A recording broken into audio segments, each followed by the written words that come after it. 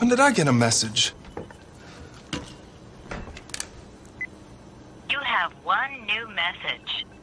Hey, JP, you fucking freak, we're partying. Where are you at? I'll chirp you later. Here's Sam. Hey, JP, we celebrated the game tonight. Kev, stop it. Give me the phone. My name is JP. I'm a robot. I like robots. I have a robot vagina. I am not amused.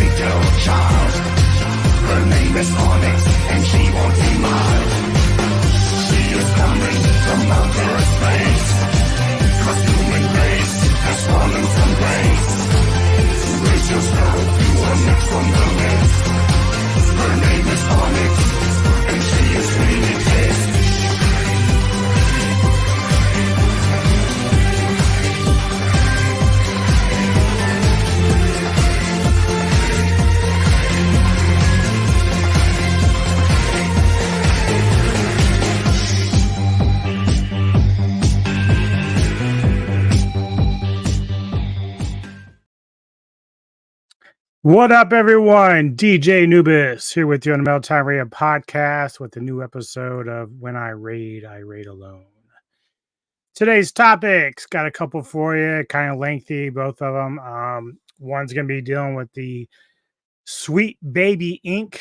issues that are going on right now. It's actually getting deeper and deeper into the world of insanity, as well as Queen Pwns a Lot and the controversy surrounding her, whether legit or not legit, blindfolded run through Monster Hunter. So we'll get to that later on, but we're going to touch on this Sweet Baby Inc. stuff first. Now, for those that aren't familiar, Sweet Baby Inc. is like a group that gets under contract with some different gaming studios to write stories and plot lines for games, while inserting narratives and like diversity subject matter into the games themselves. So basically, from what I can gather, that if a gaming company is coming out with a game and they have like a storyline, they rely on Sweet Baby Inc. to kind of fill in some different areas of the story and make and characters, like whether make them, person of color or gay or trans or whatever. But now granted, my knowledge on this company's background is not as strong as some of the people that have been talking about it, but what from I can gather, this company was somewhat attached to the Gamergate stuff from way back when. And I'm gonna get into some of my opinions on what's going on with them, but they're basically being called out because of what happened was they created this Sweet Baby Inc. company probably a couple of years ago or whatever, and they were kind of living in the shadows doing their work. And then somebody on Discord uh, created a group on Discord, not on any kind of forum from Sweet Baby Inc. or anything. Like SBI is for short.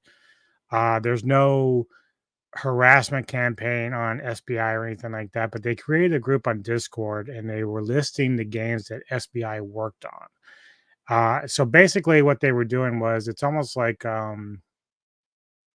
sort of grading or informative about, like, let's say you wanted to find some information on RPG games. So, like, someone had collected data and games that fit into that genre, and they created a Discord group that would tell you like any game that's in that genre that you were interested in if you liked RPGs. Well, this Discord was working in a similar fashion. Like what they were doing was they were taking titles that SBI has worked with for games, and because they consider the games woke or bad stories or whatever, they were trying to help people weed out the games that they may not be interested in. So in this Discord group, if you were looking for a game but you didn't want any woke content involved in it, uh, you would have a list of games that to avoid. That's basically what it was. So what ends up happening is somebody named Chris Kindred ends up finding out about the group and starts a campaign of harassment, bullying, and also trying to get not only the group disbanded, but the person that created it banned. And at one point, Asmon had actually talked to the creator of the group, and they went through it. So I'll be using content from Asmon Gold. Oh no, it's Alex, and Carl Jobs is kind of thrown in there because Asmon's reacting to his video later on. But if you want to see any of the videos in full context, because like I did take out clips that I'm talking about through each of these videos because some of them are pretty long. But anyway, this person wanted this guy banned and basically was trying to like full blown like harass this guy, and because they were hurt, I had hurt feelings that they were creating a group telling them which games to avoid. Like this is their own opinion. This is the gamer fans. You have a right to decide what games you want to play and what games you want to avoid if you feel like um this group is doing more of a disservice to games than a service. Now, there's been arguments that these people try and make that, there's a bunch of races and bigots and stuff like that that are only doing this. Sure, there's probably pockets of this stuff out there, but I don't believe for a minute that's a majority of gamers. Like people are just getting tired of being preached to. And then like look at the Suicide Squad game. Like I haven't played it, but it's getting ripped apart, dude, due to many different things. And one thing that I was pointing to in my own thoughts the other day was Asman had pointed to a scene in Suicide Squad where uh, Harley Quinn's character, like somehow the two male heroes are frozen, and Harley starts groping at one of them. So it's kind of like this weird contradiction, hypocrisy thing where if that had been Harley being groped, this company would probably like throw in a shitstorm about how sexist that is. But then when they have it in their own game against a male character, like it seems to be okay. But the game itself, people are saying it's just not very good.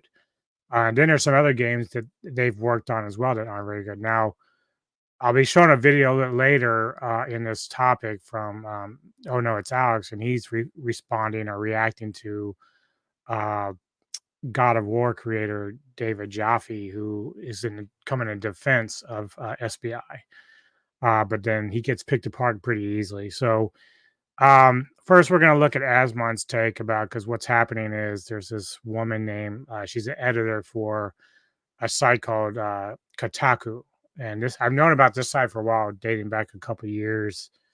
Whenever like the Hogwarts Legacy came up, they were very critical of the game and of course Rowling, which, it's okay to have an opinion, but a lot of like what Kotaku did was also the same thing about kind of encouraging people to harass gamers that were playing a game and a lot of other stuff. So this editor, Alyssa McConty, who was on X, made some comments that are not only misinformed, but part of my problem with some of the woke culture is their uh, disingenuous approach to changing definitions that have forever been there. Like they just want to wipe away or avoid or even exclude full definitions of something. So like racism. So we'll get into some of that. Yeah, let's go and get started with some of this. So this is from Asmongold, basically talking about this Alyssa character. Working at Kotaku, wrote an article about Sweet Baby Inc. Of course, I spoke to the team at Sweet Baby and infiltrated the Discord group, rallying against them to try to paint a cleaner picture of what the fuck is going on. So by infiltrated, what they're really trying to say is that she joined the Discord group. So yeah, and I think part of the problem here with her with this, and he'll probably get into some of it, is that, in fact, I'll show it here. I've got the photo.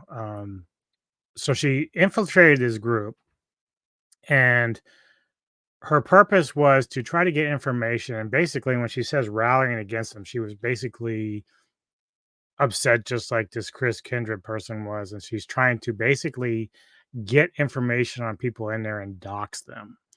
Now, you can't prove that 100%, but judging by what she's written here in these tweets, or I don't know if they're tweets, but they could be just comments in the actual Discord group. But it's pretty clear that she was trying to dox them, or at least allude to the fact that outed them in some way. So it's very interesting, the dirty tactics that a lot of times the woke leftists try to use to, like you shouldn't be doxing people, like, and you need to protect people's rights to privacy, trans or gays, or even people of color. But they have no problem doing it to people that they disagree with. And again, keep in mind here, this Discord group was not harassing Sweet Baby Inc. at all. Weren't going on any of their X pages. They weren't, going to their website and crashing it or trying to like call them names and stuff. It wasn't until this Chris person tried to actually get them disbanded and basically sent all the trolls to come and harass these people for just wanting the information that they give clearly on their website. They tell you all the games that they work on. They just didn't like the fact that people were pointing out that they are using woke tactics to infiltrate the games that they work on. And, if the companies hire them to do that, that's fine. But you shouldn't be mad that people want to avoid some of these games. Sweet Baby Inc. doesn't do what some gamers think it does. No, one company isn't forcing diversity into all of your favorite games. This is the person here who wrote the article. Does the article mention anything about the Sweet Baby Inc. CEO being a full-blown racist? Because I have a feeling this article doesn't mention it. And then they say this: hi, you can't be racist against white people. Thanks for tuning in. Yeah, that's a big misconception, a big myth that a lot of people on the left keep trying to make. Go look up a dictionary definition of that. It does not say that anywhere in there. Racism, while it can apply to oppression and people of minorities and stuff like that, also mainly applies to having prejudice against a person because of the color of their skin or ethnicity. So this Alyssa chick is, I'm sorry, dumb as fucking rocks. And you just made a fool of yourself in the public. Good job. Nobody thinks this is true. No real people think this is true. This is something that only morons think. It doesn't matter how much that you repeat the message. It's very obvious that it's not true. Yeah, they do? Oh, yeah, of course they do. Well, unless it's somebody being racist against them, at which point they'll probably come up with an excuse of why it's actually not okay after all. People like that are a plague in gaming? Well, they're a plague, period. And I'm really glad to see everybody is shitting on her for this, because this is basically a person who is making, what do you call it? They're making light of people that are being racist. Obviously, you can be racist against white people. The only people who don't think that's true are people who are racist.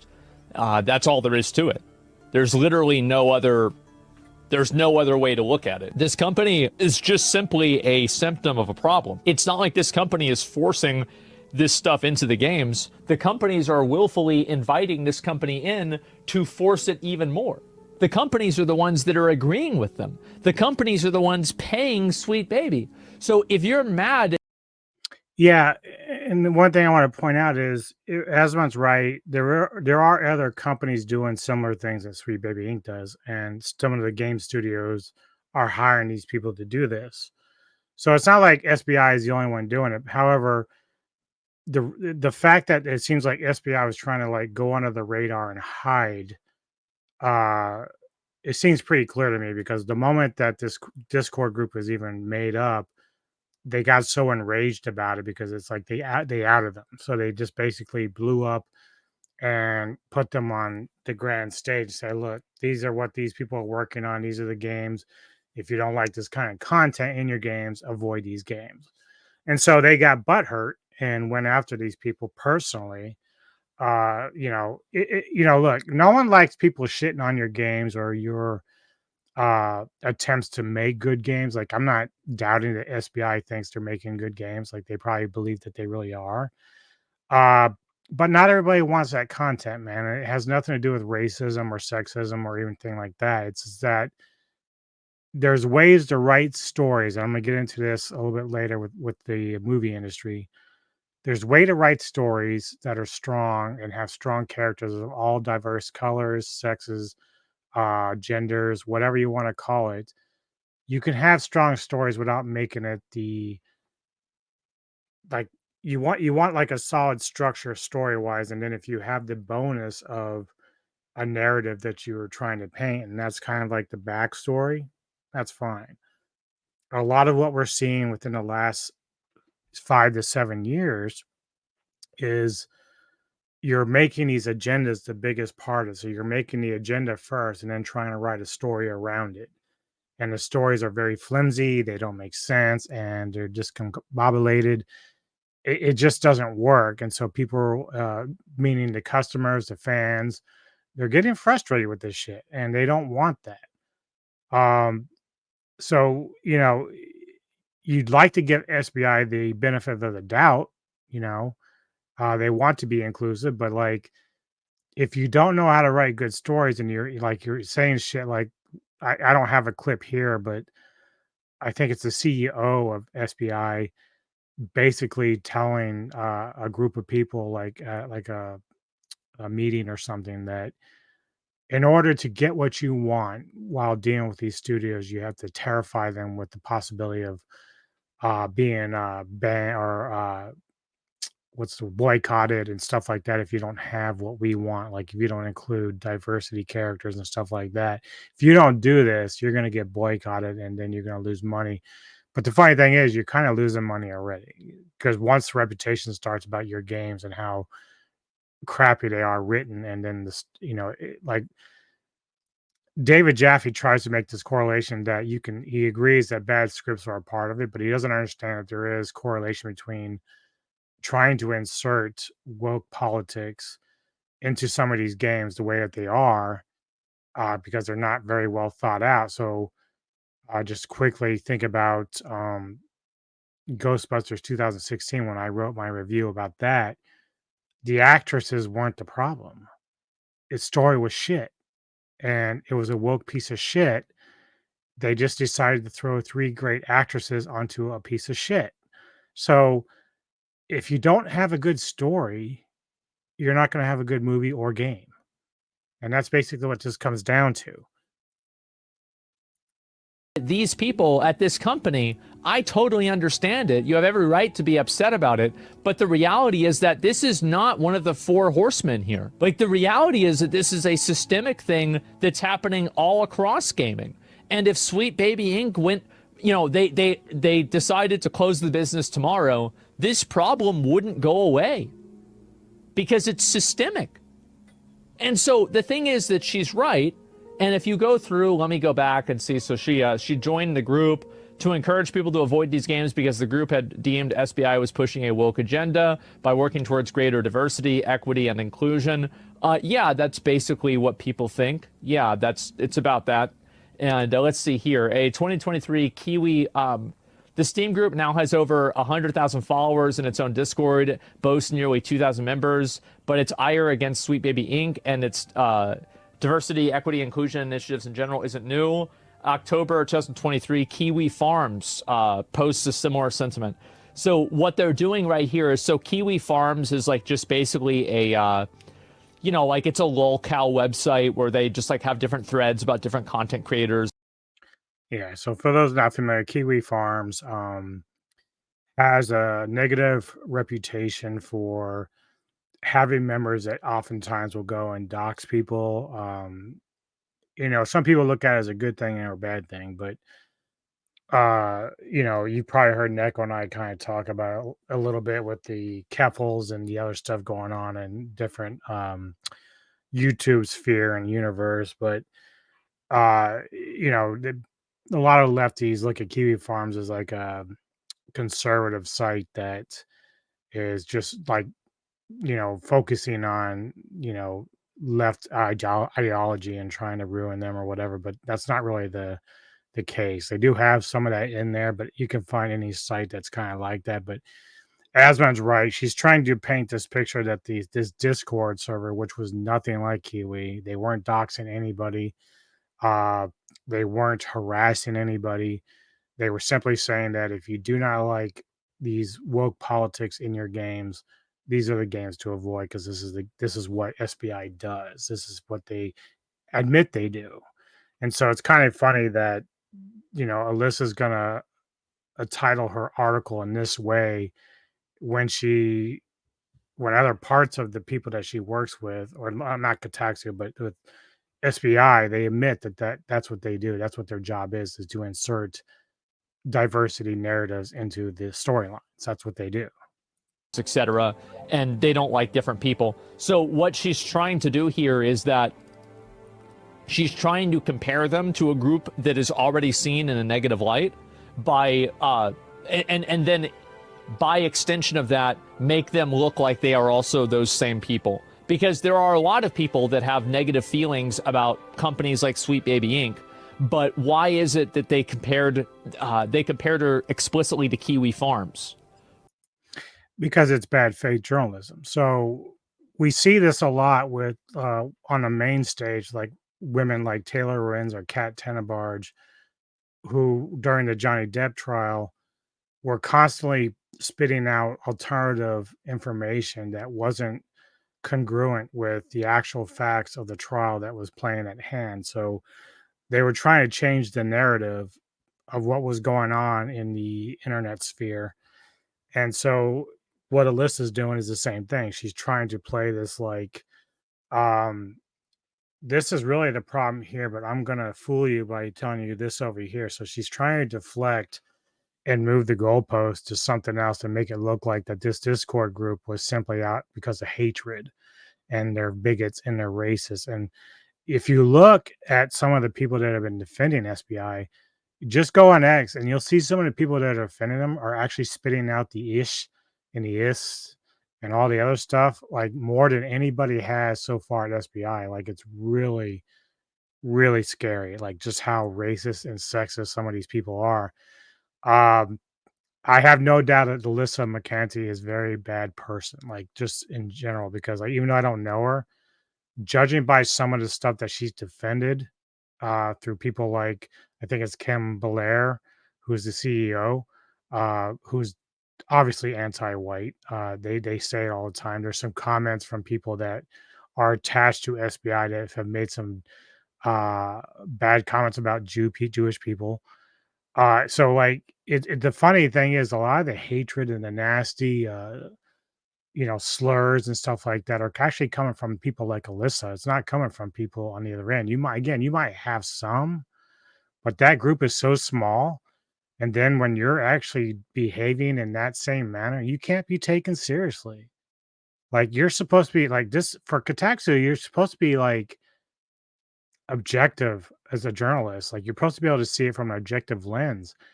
What you're doing isn't objective at all. You're just deflecting. And so that's very bad from a journalistic point of view. Well, it's very simple. It's because that's the one that people that watch and read these articles will think, oh, it's like Kiwi Farms. That means it's bad. You see what I'm saying? The conversation around Sweet Baby Inc. has ignited a fundamentally misinformed Gamergate firestorm as employees have faced rampant harassment as a direct result. Disagreement is not harassment. Yeah, see, that's the other thing too. Like so far, she claims that there's harassment, but nobody so far has proven any kind of content or proof that there's actually harassment against those people. It's quite the contrary. It's the SBI employees and Kotaku now that are coming out and attacking these people from the Discord and people who just happen to disagree with what SBI represents in terms of the gaming world. So if they again create a group that is specifically all right, like you don't want to play this type of game because of this content, this is what you need to avoid. That's all they're doing. That's called freedom of speech. That's freedom of having an opinion about a product that they don't want to play. That's not harassment. Whenever you have a company that the existence of the company is in direct service of pushing an agenda, and Yep. people say, I don't want your agenda, you're not being harassed. Yep. You're being disagreed with. Yep. Nobody supports actual harassment. Based. But whenever people are disagreeing and saying you're full of shit, get the fuck out of video games, that's not harassment. That's people disagreeing with what you're doing. I don't think anybody supports genuine harassment. No. Downvotes or hate. Yeah, you're being rejected. People don't agree with that. Industry figures have had to deny allegations that SBI comes in and completely changes their games. And this is also I think this is kind of a red herring. I think the entire Sweet Baby thing is a red herring in itself. Because as I said before, this is a systemic problem in video games in general. This has nothing to do, like they are simply a symptom of the disease. So if they get removed and nobody uses them anymore, they go out of business, this problem will not go away and nothing will change. You see what I'm saying? I spoke with several employees to learn what the company actually does and how the misunderstanding of its role in the industry highlights a far broader problem. What do bad actors think companies like Sweet Baby do? Suicide Squad falling short of expectations, directly responsible for those failures, not the studios that employed them in the first place, because the content Sweet Baby allegedly forces into the games. Yeah, let's see here. It's absolutely not true. Wouldn't be portrayed as a white woman. It's not true. Yeah, and I think that this is absolutely true. The problem is not with Sweet Baby. It's with the actual development studios being infested by people that want to use video games as a tool to spread a message that the people that play the games and buy them don't want to hear. That's the real reason. That's the actual problem. Sweet Baby is like a secondary effect of that makes that easier. Sweet Baby is like a force multiplier for this behavior, but it is not where it comes from. It comes from inside these companies, and Sweet Baby is just simply being hired to make that force even more strong and even more powerful. You see what I'm saying?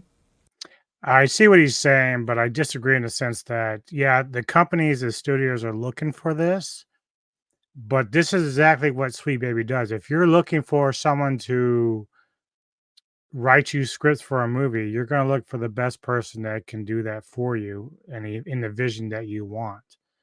SBI represents that. I know that's what Aswan is kind of saying here, but you have to still hold them to the fire because this is their entire purpose. This is their entire existence, is to do this. And that to me is still a huge problem. Like when you actually have groups that represent that, like that's all they represent. And it's generally like, despite the fact that they're representing diversity, it's only diversity as long as it excludes white people because a lot of them express these views on personal accounts on social media. My evidence, a fucking tweet. Well, this I think this is good evidence, right? I mean, this is the person that works at a company and he's saying it's not true. Yeah, there you go. Even games that are widely considered to be successes are not safe from those conspiracy theories. Well, let's be honest, though. Alan Wake 2, I don't think has made a profit, so it's important to keep in mind. Let's see here. 2K members already infiltrated. So what is this here?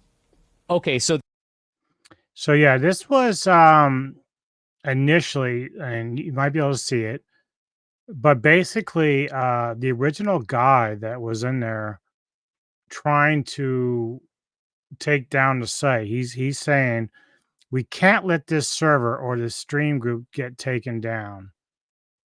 Oh no, this is from the actual guy that created. So this is when they had 2K. So he says, just keep it cool. So basically he knew that representatives of SBI were coming into the Discord and making claims that they were hate viewing, whatever the fuck it is, harassment or whatever. And so they were trying to get the group disbanded. So what the guy who created the group wanted is to make sure that nobody was doing exactly what they think they were doing. This girl apparently got into the... What is this? She got into the Discord group at almost 2K members. There are already a bunch of infiltrated people here screenshotting everything, sadly. So just keep it cool, brothers. We can't let this server or the Steam group get taken down. That's all I ask. Keep it cool. There's a post from March 4th, which was shared again on March 5th. Several people in the Discord expressed concerns about glowies, a term coined by the far right for those suspected of being federal law enforcement officers and or informants in attempting to infiltrate their online spaces and set up for legal consequences. Yes, that is true. I think that's, yeah, basically, right? Let's see here. So that was basically what Alyssa was trying to do. So she was trying to get into the group, find some incriminating evidence of like some bad faith actors who might be in the group. So let's say of the 100,000 members of this Discord, if you have a couple hundred that are just nasty, spiteful, bad human beings that are doing exactly like, throwing out racial slurs, sexist comments, whatever, that's what Alyssa would have tried to hone in on and use that as a reasoning to have the group disbanded. So even though you can have all these thousands of good faith actors who are simply just saying they don't want to play those games because of the politics involved with it, that's not what her purpose was. Her purpose was to dig up dirt. And even if that small percentage of people in there are the ones doing it, she will use that as a way to say, see, we told you all, they're doing this on purpose. This is the entire group. It's not just a few people. That's how that works. Same thing when I get to this other video with David Jaffe. He concentrates so much on the minority of idiots who say stupid fucking shit that he misses the bigger picture of the people that are actually legitimately criticizing this company. So just in disagreement. So yeah, let's finish this one up. I think that in general, like, there's a lot of overlap, but it's not necessarily that. So let's see here. Adds race and identity quotas to everything that they're involved with. Sweet Baby isn't forcing diversity. It's happening naturally. Well, I don't think that it's happening naturally. And it's not. It's not. When you, like I said, I'm going to go back to my example. Like, you go back over the years in the movie industry and TV, you have solid stories. And I'm going to get more into this with the second video. So maybe I should just wait and let this one play out. But this isn't happening naturally. That's for sure. If it was happening naturally, you wouldn't see massive pushback to it. That implies that it's not natural. Yeah. So I don't think it's happening naturally, but it's happening from the companies themselves. Sweet Baby is not doing it themselves. No one would care if it was natural. Yes. True. However, I will say this for Asmon. Companies are doing it, though, because of people like Kim Belair who are actually forcing their hand by giving threats, basically, and blackmailing them to the point that, oh, if we're going to work for you, this is what we're bringing in. If you don't do this, we're going to have you boycott, and the protesting is going to start, and then you're really in trouble.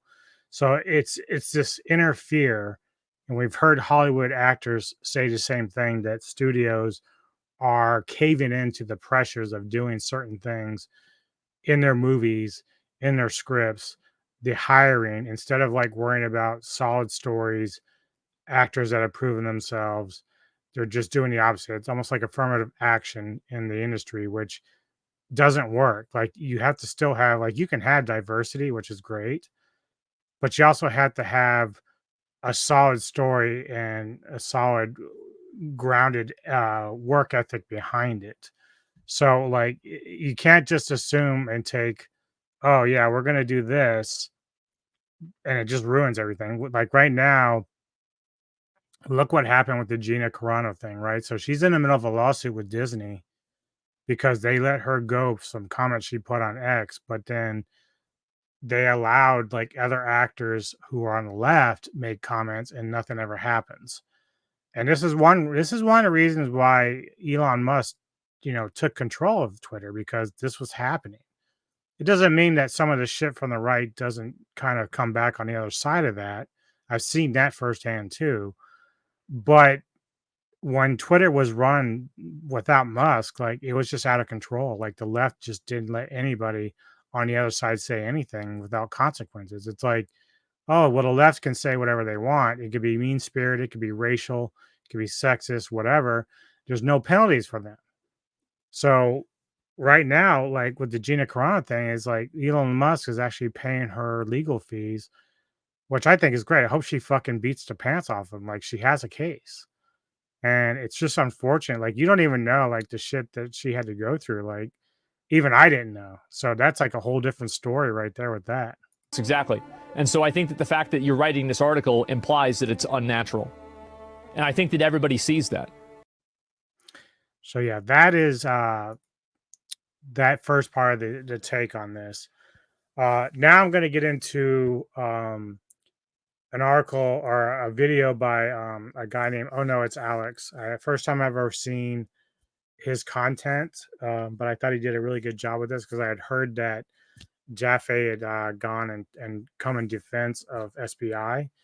And apparently this guy has a long history of defending SBI, and he has a long history of saying some stupid fucking shit, which he clearly doesn't. And it's funny because the video, he actually ends up contradicting himself like time and time again, and which is what Alex points out to.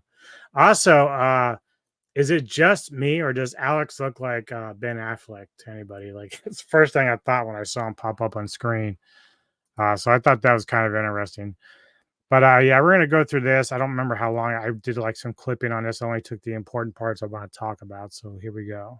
Oh, here we go again. As if the whole Sweet Baby train hasn't stopped already. We got to keep going with another one. You see, it turns out that our boy David Jaffe had to have another take. And really, every time this guy has a take about Sweet Baby, it honestly isn't the best. Because the last time he did it, yikes. Now, of course, a bit later, he realized that there were some inconsistencies in what he was talking about, and he made a follow-up video, which then he realized, yes, this whole ESG thing and BlackRock thing is something that's occurring in our media today, and is honestly kind of wild, the fact that there's only one major company and conglomerate, or others as well, trying to control everything that we consume on a daily basis. That's kind of odd, really, very they live, if you ask me.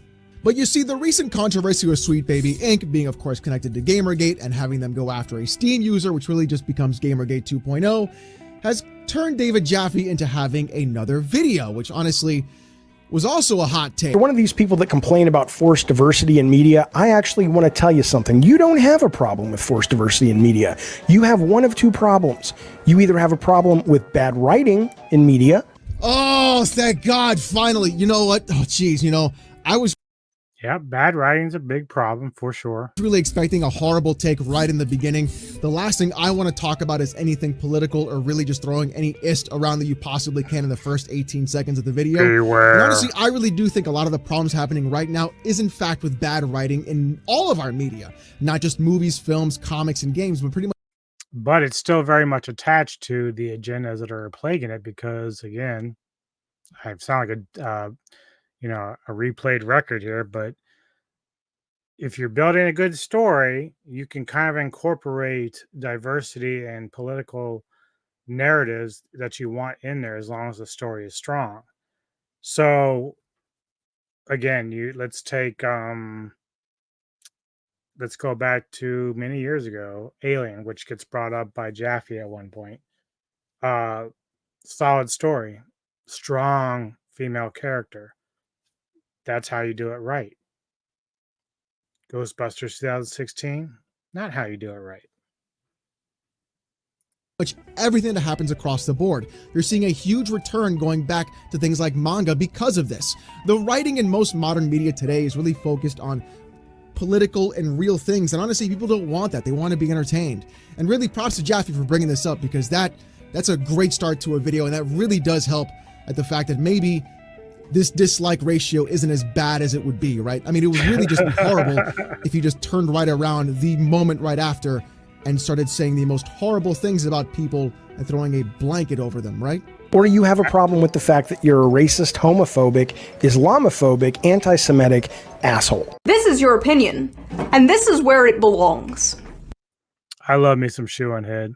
So on point. And yeah, he went right there, and Alex knew it was coming. He did. Yeah, like, so that's always the go-to. And then we don't want to talk about the horrible fucking shit that SBI and their employees and people that defend them say about other people. Like, you just literally called people that have any legitimate criticism about this racist, sexist, transphobics, whatever. You automatically lose your argument when you start going into that well.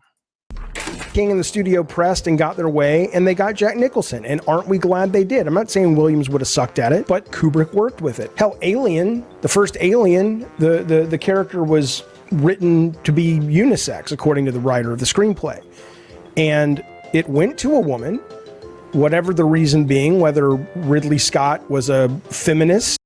I'm not really sure why Jaffe went down this road with this particular thing, even though it did open up the door for me to talk about some of the movie stuff after this. But it's just funny that he doesn't really understand that, even if the character of Ripley was unisex initially, now, when it comes to movies, and I wish that Jaffe would kind of research this before he talked about it, because he sounds like an idiot. But movies in general, script writers, directors, there's always rewrites. There's always edits. So obviously you can go into a movie, it doesn't matter what it is, and you might have your vision in place, but I can guarantee you every fucking movie that had a vision in place was changed at some point, whether for the good or for the bad. And it doesn't have anything to do with diversity. It just has to do with, like, let's say you're an actor and you went into audition for Ripley, but you end up getting another character in the process. Well, because they feel like you were better as this character than the actual lead. Or whether it was just she was best for the role, who knows, but who kind of cares? But I don't think that Weaver was chosen just because she's white. Like, that's my point. Like, we have a black character in the movie. I think it's Japhet Kotto, I believe. Great actor. So I don't think for a minute that, what he's trying to draw correlations with means that, like, it doesn't mean what he thinks it means. It doesn't apply to the SBI stuff. Because they got the actor and they molded the experience of creating that film around the cast that they had put together. I have to assume lines were adjusted and rewritten, and maybe even plot points adjusted and rewritten once Sigourney Weaver came in. Not because she's a woman, but because it's like, hey, she's a certain height, or she talks a certain way, or she has a certain vibe about her. Let's build that into. No, it's because she auditioned well, dude. That's really what it comes down to. Let's think back to, because one of the points he tried to make about The Shining was that Kubrick really wanted Robin Williams for the role. Maybe Kubrick saw something in Robin Williams that no one else did. Like, whenever I grew up during that time, Robin always came across as a comedian, like very funny, which he was. But I think at some point down the road, Robin did a movie where he was either a very dark character or like a serial killer. I can't remember, but it was kind of like one of those off the beaten path roles that he had late in his career before he passed away. And so, like, for me, if I'm writing The Shining from Stephen King's novel, Robin Williams doesn't really come to mind. So maybe Kubrick was a genius for seeing something in Robin at the time, because he was just in Mork and Mindy that some reason he didn't think he saw in Jack Nicholson. Now, the studio forced Kubrick to go with Nicholson, and there's a reason for that. And that reason is they're the ones putting the money up for it. So you want to make that movie, you kind of have to bend a little bit to what they want. If the movie tanks, if Nicholson sucks, then you can always just say, look, man, I wanted this person and this is what they want me to go with. You don't usually do that publicly, but if you wanted to save face, that's certainly what you could have said if you were Kubrick. Now, eventually, Nicholson killed that fucking role, and he did a great job, so the studio got it right.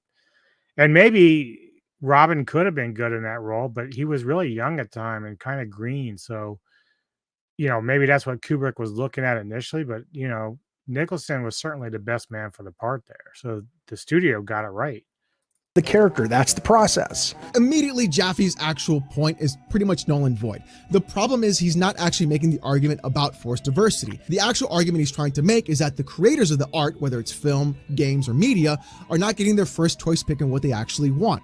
Yeah. True, 100% studios and other places have an input in what's going on about who you get to pick and why, because they want to make sure that it's the best amount of money that they can invest and make sure that it has the biggest return on investment. That's also fact. So you can go in, let's say I did this like fun thing a while back. Let me see if I can find it. Hold on. Because I thought it was like a great idea. And I still think it's a fucking amazing idea. So I propose, just for fun and shits and giggles, about doing a remake of Gumball Rally. And so if you've ever seen the movies like Cannonball Run and Gumball Rally and stuff like that, where they're racing across America and stuff like that, back in the day, both movies had like big name actors and they would always be in like pairs. So each car would have a pair of people, and sometimes there was comedians. Like in one case with Cannonball, you had a young Jackie Chan as one of the guys, Burt Reynolds, Dom DeLuise, a couple hot chicks, Adrienne Barbeau.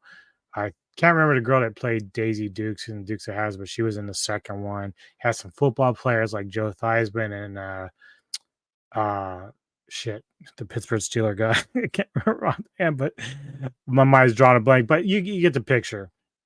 So I did like a fun thing. I hope it pops up here.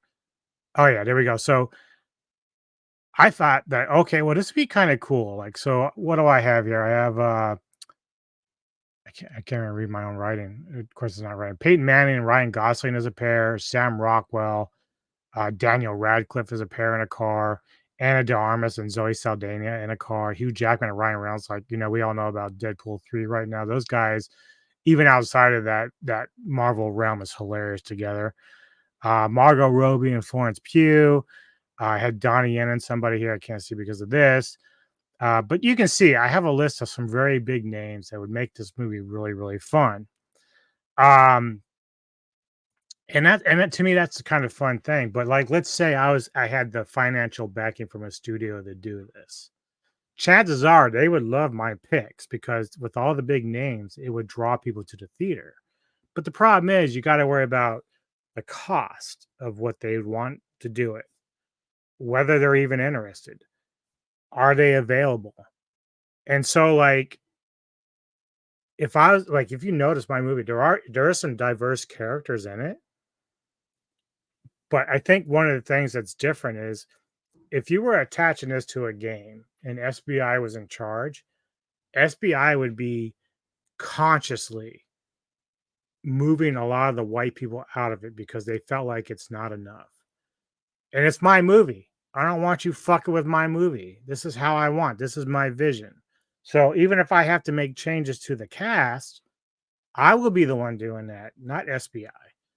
And so that's sort of what Asmo is getting at, and that's what Alex is kind of getting at, is that it's not that diversity is a problem. It's that they're trying to force a studio's hand to do something a certain way, which hurts not only what you have envisioned for the actors involved, but also storylines. So yeah, I think that'd be a lot of fun. I don't know. Tell me what you think about the Gumball Rally stuff. I'd fucking love to see it, or even another Cannonball Run doing the same thing, but it'd be fucking fun as shit. The movies may be bad, and those people are with me. I agree. If a movie's bad, no matter what, a director and a writer and a creative troupe is responsible, within reason, to take the materials they have been given. Some of those materials are chosen, some of those materials are forced upon them, and to say, here's what we got, fellas. Let's go make a show. Let's go make a movie. Let's go make a game. And let's do it great. You see, right at that end piece, Jaffe, is exactly why people are so incensed and angry about what's happening in the current state of the media. What they want to do, in fact, is not make a good character, a good story, or anything that pertains to good media. What they want to do is just push their own perspective and their own agenda into the actual characters and force a point of view that nobody really wants to listen about. And I've conceded this point because once I did my first Sweet Baby Inc. video, you guys pointed out to me that It wasn't the fact that there was like a legal aspect compelling these companies to hire diverse folks. It was BlackRock and various investment firms would not suggest these studios or these conglomerates that own the studios for investment if those corporations did not hire a diverse workforce at the level that companies like BlackRock were demanding. And that is the entire crux and the issue with diversity in the first place being forced into media. It's not about whether that person is actually good at what they do. It's not about whether that person is the right person for that position or that job. It's not about anything. All that matters is who are they fucking, who are they sucking, what's between their legs, and what pronouns do they have. None of that shit. Yep. And we're seeing that throughout a lot of things in society right now, whether it's military, just jobs. You know, if you have to worry so much, like the military thing is very interesting because when you have someone who's in the military that's making a big stink about pronouns, and that's your biggest concern when it comes to protecting this country and showing a strong front military wise when it comes to protecting this nation. If pronouns are your biggest concern, then we've fucking lost everything. It's really dumb. Look, I'm one of those people that I try to go out of my way to be as understanding and friendly, and you know, like I don't know if I've talked about it before. I talked about my wife a couple times. I worked with a couple of trans people, nicest people in the world, don't hold any grudges against you. If like I misgendered both of them on separate occasions, and both were very kind about how they approached it. They weren't like flipping out and, oh, straight white guy goes call me fucking man. No, fuck that shit. No, it wasn't like that. You know, it's so fucking stupid. And so you get these loud mouthpieces for these groups that to me aren't really representative of the trans community or gay community or even people of color. It's these fucking idiots that get these loud microphones, and they're the ones fucking it up for everybody else. And in my opinion, SBI is kind of like one of those mouthpieces. They're coming in as a group. They're very hatred towards the white people. They are. They just are. They sit there on their X and their social media, and they say it all day long. They say it in meetings, like the CEO did. They're very hateful against people. So they try to force their agendas on these studios, even though the studios are looking for that diversity and inclusiveness. They're forcing their hand. So it's not a natural progression when you're adding in diverse cast or diverse games. Like, it's not a natural progression. Shit is fucking important, because you know what? If I was hired because of any of that shit, I would feel so fucking embarrassed of my life that the only way I could get a job in any position is because of the color of my skin or whose cock I'm sucking on a daily basis. Like, that is so irrelevant to the entire conversation of what I'm actually trying to portray and what I'm trying to do as either a writer or a creator or an artist. My work should speak for itself. My art should speak for itself. And the fact that it doesn't, and the only thing that people are caring about in terms of hiring are those other things in the periphery that do not fucking matter. No, you gotta do it because that's your job. You're supposed to do your job to your best of your ability. And you're comparing that, an actual job that someone already has in that field that they're already working in, trying to sit there and say that's the same thing as BlackRock telling other companies they have to have a diverse cast of characters or a diverse workforce to say that, oh, if you don't do this, we're gonna pull out all our money from you. Those are two vastly different things. One is holding an entire company at ransom. The other one is actually going through and saying, hey, you gotta do your job, fucko. Yeah, exactly. You don't want to ever be forced to do something that you're not comfortable with. So it's okay, again, to be diverse and bring in inclusiveness. But if it's forced in there, it's not natural. It's not a natural progression. And so then it comes off very disingenuous. We always talk about like, it's like forcing someone to apologize for something when they really don't want to do it. It's like if someone apologizes on their own about something, then it seems more sincere. But if they're forced to do it due to pressure, it seems disingenuous. Here's the better part. It's not like you totally just negate your entire point not a second later, right? I understand that BlackRock telling Sony and Sony telling the developers do it this way because our diversity score is a different specifics than the Val Kilmer situation. Hands in the air! I haven't got time for this Mickey Mouse bullshit! That you're right, dropping truth bombs, Jeff. Let's get to the part that enrages progressives like myself. You know, Ed, if I thought you weren't my friend, I just don't think I could bear it. Indiana Jones wasn't shit, and on and on and on. I'm with you 100%. I love entertainment. I hate when entertainment's vision of the artists is compromised. But the part that enrages people like myself is not that. It's that people use that as an excuse when it's not the real thing that's upsetting them. And when the real thing that's upsetting them is the diversity. Again, Jaffe, you're not... The entire point isn't the fact that diversity is bad. That's not the issue, okay? And it's going to be misconstrued by every single person who tries to argue against this entire thing. Because it's always like, oh, what, you don't like diversity? What are you, an ist? No, that's not the fact. What people don't like is when the diversity from BlackRock being hired into specific games or then being applied to specific games impacts the actual media we're trying to be entertained by. Besides, there's no reason we can't be civil. Were good. I don't know how many times I had to say that throughout this entire video. The problem is, in fact, the writing. But when anybody makes the claim or says anything about the diversity factor that BlackRock introduces into their games, into their media by holding those developers, studios ransom, then you get thrown an ist across every conceivable facet, even when you're able to provide exact evidence about that. Yep. Yeah, so that was the first thing that a lot of people from SBI, from Kotaku were doing, was they weren't arguing the points that people were making or even representing what the group from Discord was actually doing. They were just automatically throwing out the accusations that it's all, again, just racism and all this. And it's very disingenuous from a discussion or even a legit argument standpoint.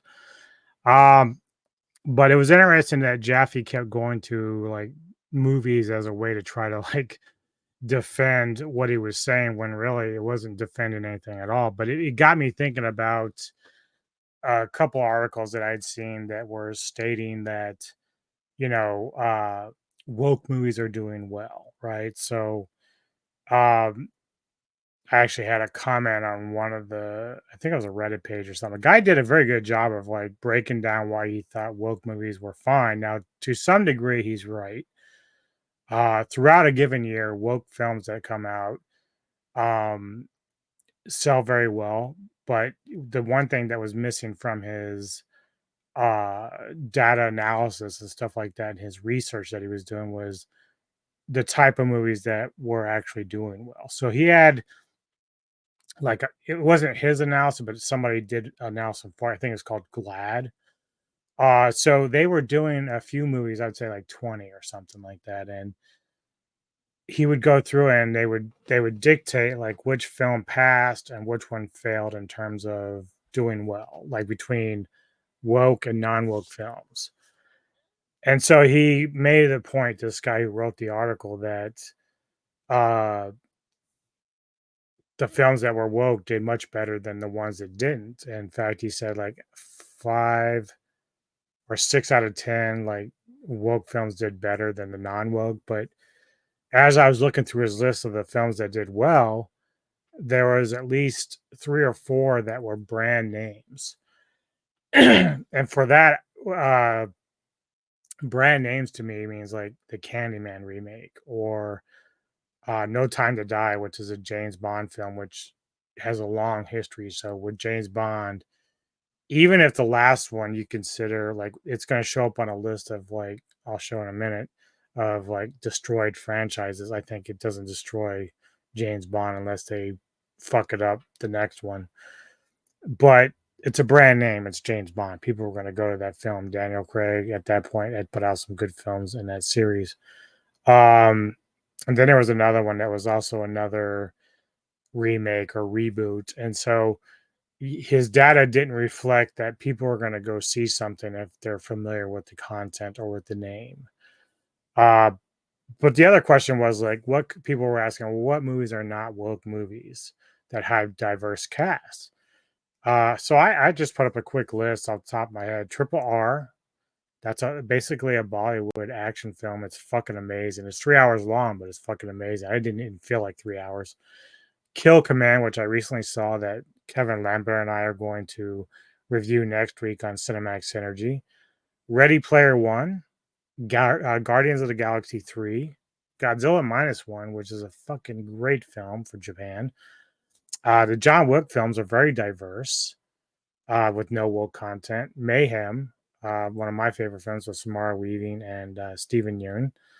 And then Sisu, which came out last year, which even though it deals with a guy killing Nazis, like it isn't any like really woke stuff in there. It's just a solid written movie that just happens to have content about racism and the Nazis and stuff like that. So, but the Nazis lose, so that's all a good thing, right?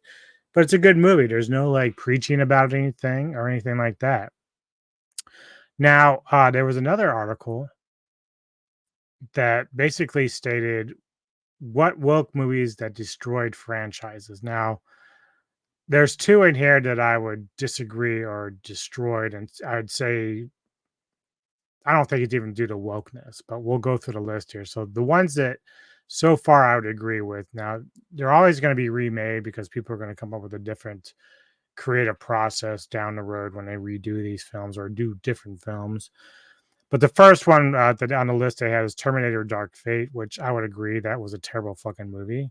Doesn't matter if you put Arnie back in it. It's just horrible.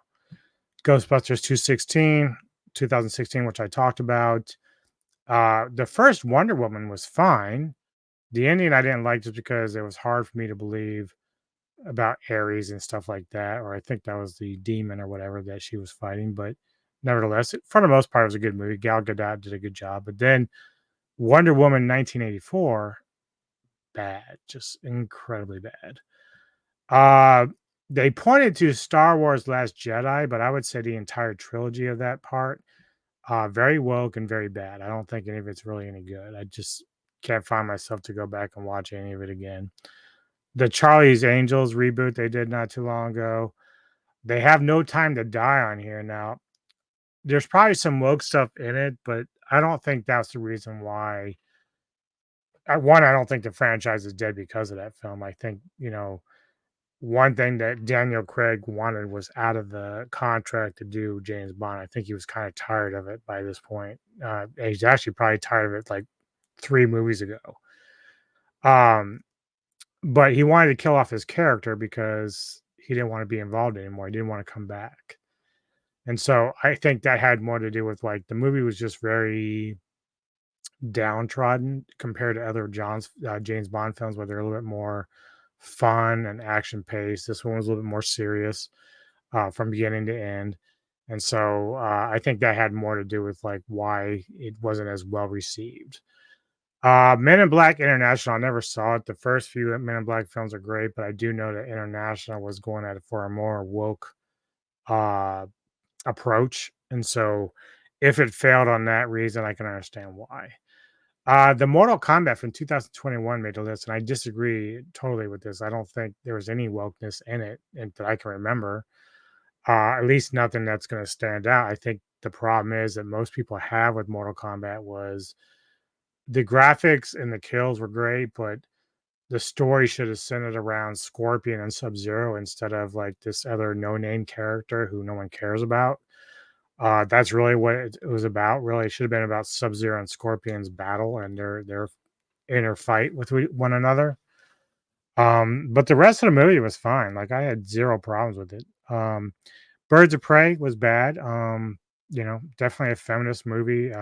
It's not that all feminist films can be bad. Barbie has a lot of great points. I think Barbie, if I'm going to rate it against Birds of Prey, is much better, even though it doesn't have half. Like I usually go to comic stuff more than I would a Barbie film, but if I'm going to rate feminist films, Barbie was way better than that one. Even though I think Margot Robbie is great as Harley Quinn, yeah, it just was a bad idea. Just not a very good film. Captain Marvel. I don't know if you're going to say that that franchise is dead after that first movie. I think Nick and I agreed that it wasn't near as bad as we thought. We'd never gone back to it because it just isn't memorable. But like, I don't think it's as bad as people made it out to be. That's sort of like um, what we said about Black Panther. Black Panther wasn't that bad either, but people thought it was like this big woke thing. But either way, I think the Marvels is getting more heat than Captain Marvel did. Like, I think the Marvels, if it's going to destroy that franchise or that part of it, it's going to be the Marvels. Um, Again, if you look at these films, even though they were supposedly franchise destroyers, if you look at them, a lot of them are all brand names, all of them. And so, if they made any money at all, it's because people were familiar with these titles. And so, if these were not films that people were familiar with, they wouldn't even gotten any money. And nobody would have really taken notice. You know what I mean?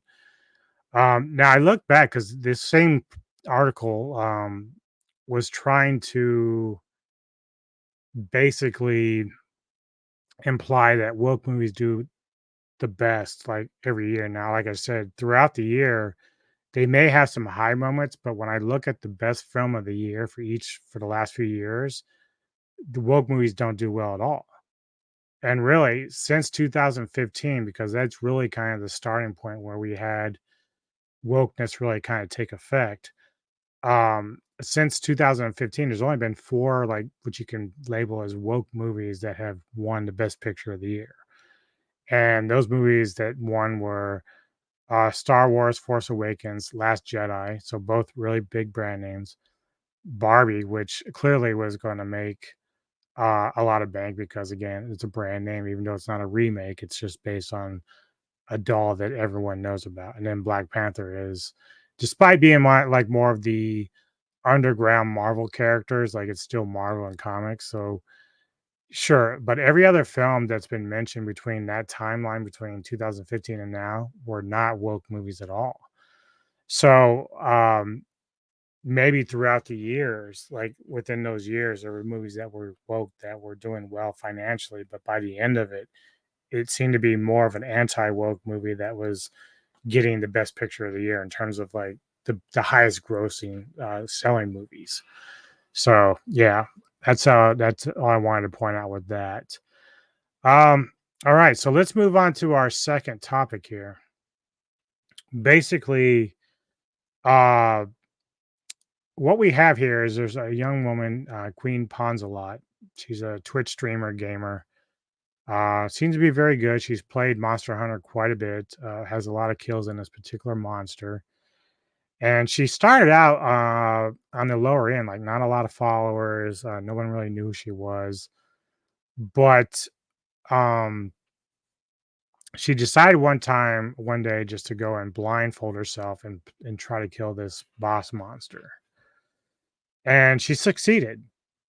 Now, when she did it, people like Carl Jobs came out and said, "Well, I can dissect this and show you where she's cheating." Like the blindfold she initially used was kind of see-through.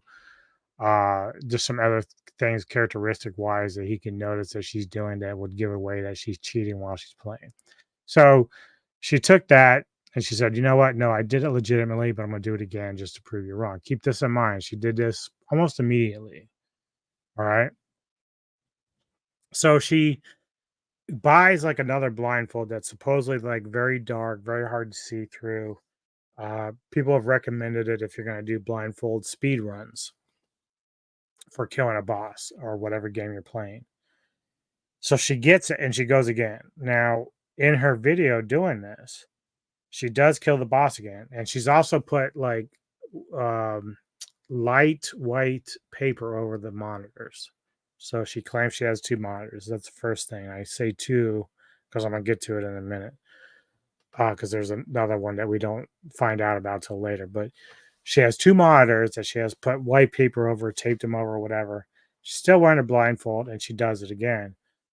Now, Carl goes back through it. And a lot of people, when she did the second run, like Asmongold and some others, thought she legitimately was telling the truth. Like, she's like legit. This chick's smart, dude. Like, whether it's smart in the sense that she can scam and dupe people and believing that she's faking this or really doing this shit, or she's just smart in general, like how she's thought this out. And there's some moments where, as we go through Asmon's video, the moderator for her and her Twitch group or whatever comes on the air with Asmon, and he says something that's very interesting to me, which I'll talk about much later. But anyway, she comes in here, she does the video, and then Carl points out that she has a third monitor that she's never mentioned.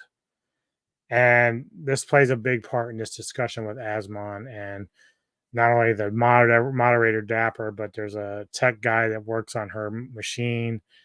There's another guy who's done blind speed runs who apparently advised her how to go about doing it with the blindfold and the setup. And even he has a lot of questions about her legitimacy. So there's a lot of things going on in this video. So let's go through it a little bit. I did edit it down a little bit because it was like almost 2 hours. I don't want to spend 2 hours going through this. But there's some very important information with this. Fake blindfold speedrun that fooled everyone, including me. People have wanted me to watch this for a while. It's time. Here we go. Hello, you absolute legends. Last month, the streamer known as Queen Ponsalot pretended to beat the dragon Alatreon wearing a blindfold. This garnered her quite a lot of attention, but when people experienced with the game she was playing and those experienced in blindfold speedrunning saw her video, they realized immediately it was fake. Unfortunately, Queen Ponsalot's effort of faking a blindfolded run was extremely poor. Not only was she using strategies that are just flat out impossible to use while blind, but the blindfold she was using was so thin and obviously fake. Even you can see, like, you know, like right there, you can see through it. Yeah.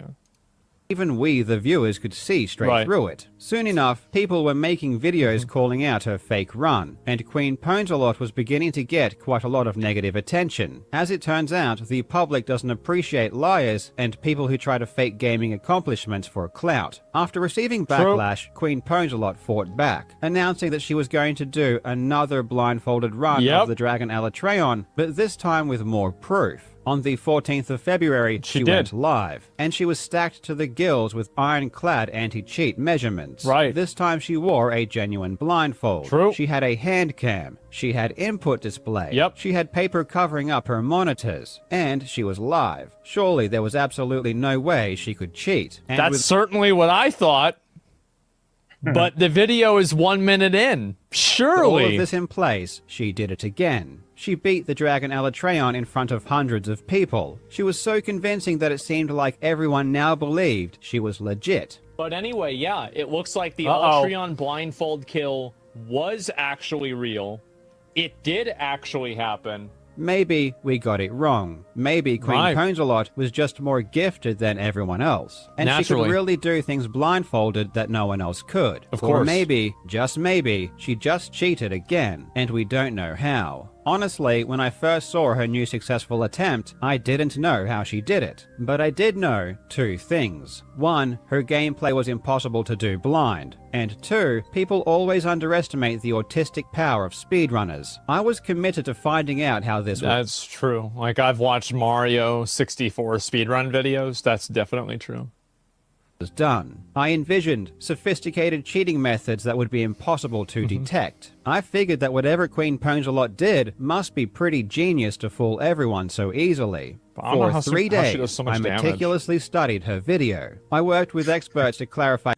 Like our husband's like, I wonder how she do so much damage. Like, he's played this game for quite a bit. I mean, he's done pretty well with it himself, but it's kind of funny. He's kind of jealous of her and the damage she's doing. But look at, she's killed this creature like 4,600 times. Not blindfolded, but obviously she's been at this game a lot since, you know, its release. Game mechanics. I spoke with programmers to see if we could replicate her run using advanced software, but I was getting nowhere. And then, after 72 hours of running into dead ends, I finally saw it. I noticed that Queen Ponsalot did something that gave everything away. The curtain was lifted, and the magician magician had exposed her secrets. What? I had the smoking gun, and within 20 minutes of seeing Queen Ponzelot do this one thing, we knew exactly how she did it, and we had the proof. What? As it turns out, I was on the wrong track the entire time. I thought the method she used must have been smart because no one detected it. But in the end, it turned out to be the simplest and dumbest method I could have imagined. Those PCs were really good. In my previous video, we looked at Queen Ponzelot's earlier blindfolded runs, where she used a really thin, transparent sheet of material to cover her eyes and pretended that she couldn't see. In this case, it was so easy to debunk because everyone can just use their own eyes and see that her blindfold was fake. As far as her gameplay was concerned, it's also really obvious that she can see as well. She claims to use the audio to know exactly where the... Yeah, I always thought that was weird because I've watched both videos of her playing. And even with the other blindfold, like she's managing to look at the screen, right?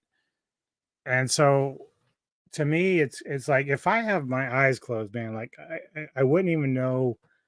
Like I have a general idea where my monitor is, but I couldn't tell you if I'm looking too far up or too far down, or if I get shifted, like am I too far? And it's interesting because even the other thing is like I have my eyes closed still. If I try to hit my keyboard, I'm going to fuck something up because I don't know where the keys are. So that's the interesting thing, like how she's able to still use the keyboard while like, because it gets brought up at one point where she has something pop up on her screen. Like, I don't know if I put that in these clips or not, but something pops up on the screen and she knows how to get rid of it. But if you're blindfolded, then you really don't know where these keys are. So how are you finding it so fast to be able to keep going in the game? So that's shady.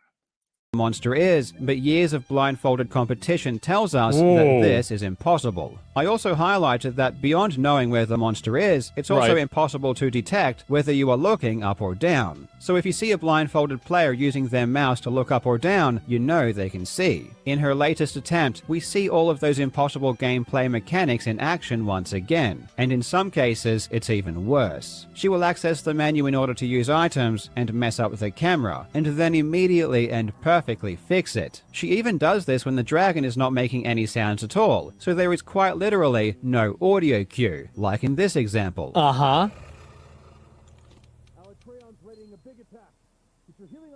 Beyond the impossible vertical movement, we also see crazy head tracking in real time that is just laughable. I mean, just look at this gameplay.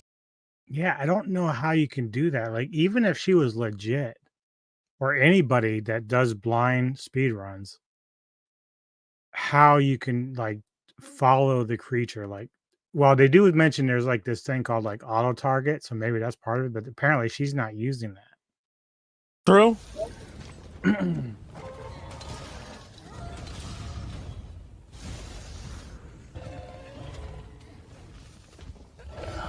Yeah.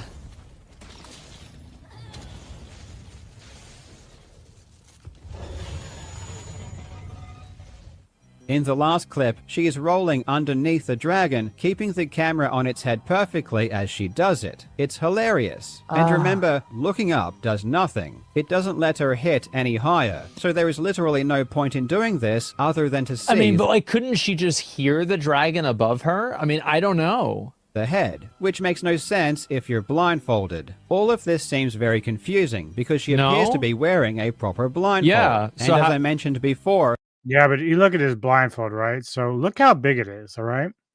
Now, you can't see my cursor, but right above her nose, this is where the nose piece is. Look how far up it is. You would think it would be lower or dropped a little lower so that she can't see underneath it. And I think that's one of the things they point out is that she's able to kind of see down below here. Now, she may not be able to see the screen in front of her, but when they get to the third monitor, which is to her right, she may be able to peek over there and see it that way. I have two monitors, but the monitor over here is a different computer altogether. It's my gaming computer, and this is my one for that I use for all the streaming and stuff. So, you know, hers are obviously all attached together so she can do multiple things, moving things to one monitor to the other. But yeah, the way she has her blindfold on, it's sitting too high. She can argue that maybe it's more for comfortability purposes, but it does leave some gaps here at the bottom of where her nose is to be able to view down. Maybe part of that also is how she's able to look at her keyboard, because if she's totally blind and can't see, how do you fucking know where you are on the keyboard? Like, that's almost impossible. I mean, granted, not totally impossible, because there's some great typists out there that have a good familiarity with the keyboard. That's one thing they try to teach you in typing classes, to look straight ahead or to the side as you're reading something and type it out. So you have to familiarize yourself with the keyboard layout. Her monitors are even covered up with paper, meaning that she can't see them anyway. Right. This led me to consider other ways she might be playing without seeing. One way would be some kind of aimbot. Aimbots are common in many games, so it's possible if she had some kind of sophisticated software, it could help like her a aim hack on the dragon. Yeah. This would solve the problem of locating the dragon and also solve the vertical aiming issue. However, this wouldn't solve all of the problems, like being able to dodge attacks that don't have sound cues. In one instance, she accidentally hooks onto Alatreon's leg instead of its head, and immediately releases before targeting the head again. But there is no audible difference between hooking onto the leg or the head, so there is no way she should have known. That's a very good point. Carl brings up a very good point. In order to solve issues like this, I theorized that maybe someone was talking to her and giving her instructions through Discord. With someone in her ear and some aim assist software, you might be able to play like this without sight. I reached out to Monster Hunter World expert TSC, who actually developed the first known aimbot of the game. According to him, if she was using an aimbot to achieve this effect, it would require software far more sophisticated than anyone in the community currently possesses. It seems unlikely that this was the method. The most common theory I saw online was that she was using pre-recorded gameplay. Right. Maybe she beat Alatreon earlier and just played that gameplay footage during her live But then stream. what about Something like this has been done before. I even made a video about a speedrunner who cheated by using a pre-recorded run during a live charity marathon. However, idiot. I didn't believe this was the case. Queen Ponsalot had 2 cameras and they were both completely in sync. I studied her mouse movements and they always seemed to match what was going on in the game. And so did her keyboard inputs. Her mouse sensitivity was very high, so a lot of movements are hard to see, but I couldn't see any discrepancies. That's what I was looking for whenever I first watched this, and it's like it's the buttons were about the exact same, right? The W and the D right there, the W and the D. Like, I feel like it was very, very close. Yeah. That was the first thing I thought of. She was actually playing. In my opinion, this also ruled out the idea that someone else was playing instead of her, perhaps by using remote assistance. This is an idea that the YouTuber Abisoft spent some time investigating to see if it could work. But aside from her mouse movements matching her gameplay, latency issues would also be a huge problem. Some people suggested that she was using a magician's blindfold and she could see through it. But this is extremely unlikely. Her blindfold doesn't look like any fake blindfold I could find, and we know what blindfold she has because it was recommended to her. Blindfolded expert Mitris has the exact same one, and it looks exactly the same. One other thing people noticed, and trust me, we noticed this immediately too, is that after Queen Ponsalot killed Alatreon and lifted the paper up, there was something on her screen. And it seemed like she noticed this and moved the paper back down to try and hide it. I pause it. What is on the screen? And what is on the thing? Is Monster Hunter on her screen? And then watch what happens. She puts it back down to cover. She's quickly trying to hide it. And then the game comes back up on screen. This is the Windows Start menu, and the reason it appeared is because she hit the Windows key. In fact, she hits the Windows key multiple times throughout her blindfolded attempts. This bugged the hell out of us, and we had no idea why she was doing it. Could this have something to do with how she was faking her gameplay? Windows key. How would that have anything to do? Yeah, what the fuck? At seemingly random times, she would hit the Windows key, which would tap her out of the game. This caused... No matter what you think about this entire, drama or whatever, I love the fact that Carl and some of the others are so like deep into the investigative work that they're spending so much time figuring out what's going on, how's she doing. It's like I know people that defend her like get mad about people, commenting or criticizing or challenging her legitimacy, but to be honest, like it's like anything. Like even if you go to a magic show, you're always trying to figure out like why or how they're doing this trick, right? So think about like if you ever saw a movie like The Illusionist, right? So Edward Norton plays a magician or illusionist who is doing certain things, and Paul Giamatti's character is an officer who, despite there's some drama outside of Norton's character and everything that is a little bit darker and goes to some other things in the plot, but Giamatti's character is like so intrigued about his particular trick. He asks Edward Norton's character how he did it, and he doesn't give him the answers, but eventually at the end he finds out how it was done.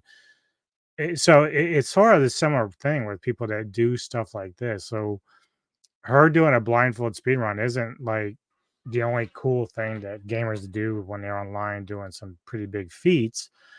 It's just that she's doing something that not many people have achieved, and so they're being very detailed in how they look at what she's doing, how they're operating. Like I wouldn't even be able to tell you any of these things that they are pointing out, or even Asmon's the same way. He's like half the shit I wouldn't even know about without them pointing it out.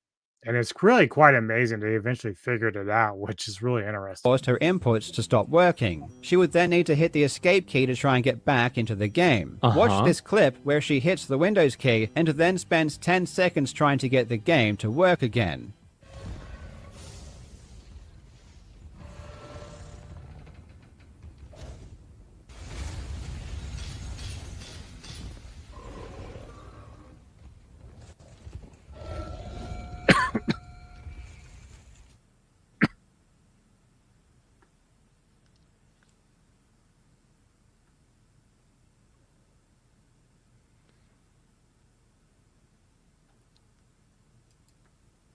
This is bizarre, and she does this multiple times without ever mentioning it. She acts as if this really weird thing that she is doing isn't happening, which is obviously really suspicious. Yeah. Ultimately, it seems like this is some kind of unrelated tech issue that she was having with her eye tracker. Sure. Multiple times before she even started her blindfolded attempts, we can see her hitting the Windows key in order to fix something. She even mentioned it earlier in her stream. We needed to fix the Toby.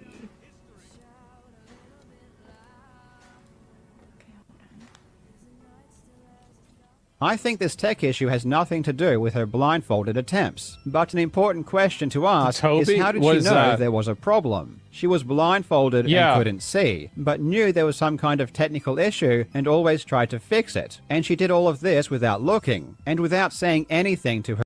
Yeah, that's still the thing. It's like pretty crazy to me is that if you're blindfolded, you should not be able to see your keyboard. You're playing with your mouse. Mouse is easy because you got your hand on the mouse all the time, but if you have to do different attacks using the keyboard, then that certainly makes it very difficult when trying to play a game blind. Her audience. It's all really bizarre. In the end, however, after discovering the truth, I realized this was a giant... You lose sound? Well, no, you don't. Because, like, if you lose sound... No, because you can have the setting on, like... If you lose sound, then I'm pretty sure that, well, I don't know about this. Then the audio would stop broadcasting to OBS as well. Yeah. If you had the sound and broadcast setting, yeah, it wouldn't show in OBS either. Red herring. After several days of brainstorming, I was beginning to run out of ideas. Not true? You think so? In the middle of the night, I revisited a question I had from day one. There was something that Queen Pwnsalot did that was really strange, and I couldn't figure it out. Yeah, and I also want to say, like, so far, I am not convinced that it's fake. I'm just convinced that it's very sus.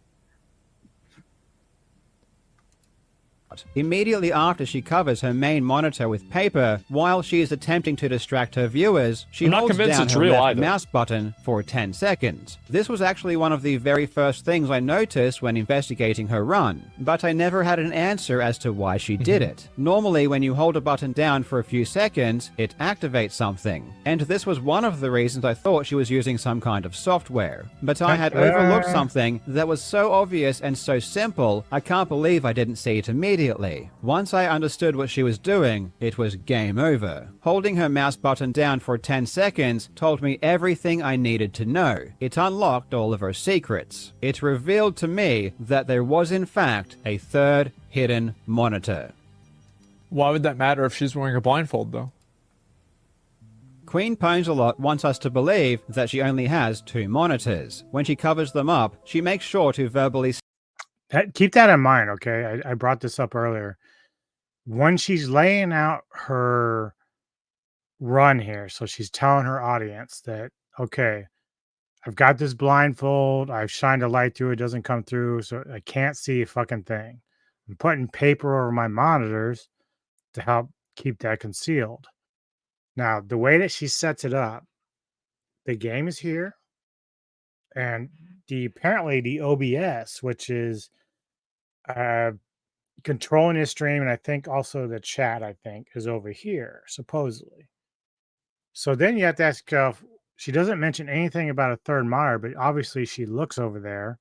She's done it when she has, which she'll explain, like when, well, I'll let them explain here, but she definitely has one. And then it's confirmed when we get to the moderator that appears to go on air, on stream with Asmon as well. State that her monitor on the left has all of her other stuff on it. Yeah. To the main attraction as we get our duct tape for our main monitor because, yeah. There's the other one. So you guys know. There it is. With all my other stuff on it. Boom. This is a lie. In truth, she has a third monitor to her right, off camera. Before she covers it with paper, we can see that her main monitor has her OBS streaming software on it. Yeah. This shows her gameplay, and it also has her Twitch chat docked into it as well. One thing that struck me as odd is how she decided to wait until her monitors were covered with paper before setting everything up. This makes no logical sense, and she even tries to act like this wasn't on purpose. No problem. Alright, alright, cool. Now, alright. Oh god, I'm sorry, I didn't think this through. Yeah, sure. But the reason she did this is because she had to ensure that what she did was hidden from the camera. This is where the beauty of the input display comes in, because we can still... I see. So he's saying that she put the paper up in order to obscure the chat's vision of the monitor at the exact same time because she was using a capture device for only the game and not for her entire PC. So if she tabbed out of the game, it would not display on OBS. Still see everything she's doing. Wait but for it's it? obvious Okay. she is trying to hide it. What Okay. she does next is very sneaky. She lifts up the paper on her main monitor, which has her OBS on it. She clicks on her OBS window and holds down the mouse key. Then, while she is holding down the mouse button, she Well, distracts how do we know she clicked on her OBS window? her audience with verbal diarrhea. Where is... That's why we go through what we go through, right? You know? And it's the way that it has to be. And, Next is the key that I should have seen immediately. What is the most common thing you do when you hold down your mouse button? You drag windows. While talking, she drags her OBS to her hidden monitor on the right. We can confirm this with the input display. We can see her hand move it to the right, and she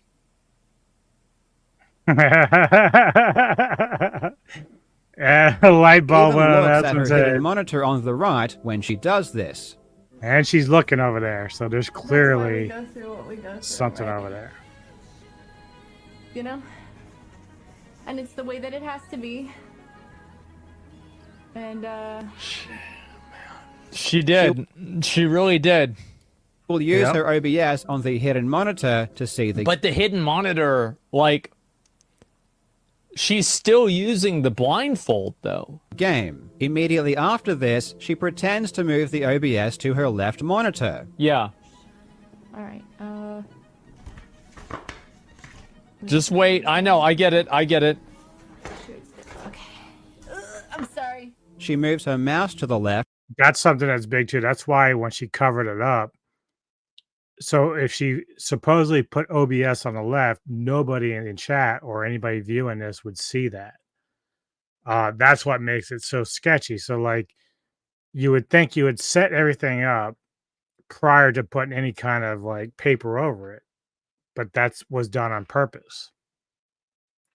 She looks to the left, and she even says that she's moving something. However, we can see on the input display, she doesn't even click her mouse. Move that over. Okay. Now, despite the fact her monitor on the right is supposed to be a secret, she cannot help but stare at it constantly. She even responds to this exact message in chat while looking at it. However, mid-sentence, she realizes how stupid this is and stops talking. All right.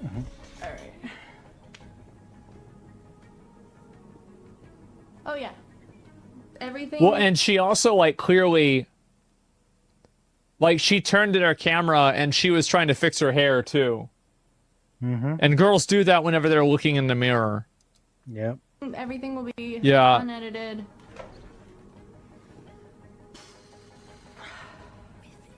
After panicking and thinking for 10 seconds, she tries to fix this mistake and pretends she read the message from the monitor on the left. Oh yeah. Everything will be unedited.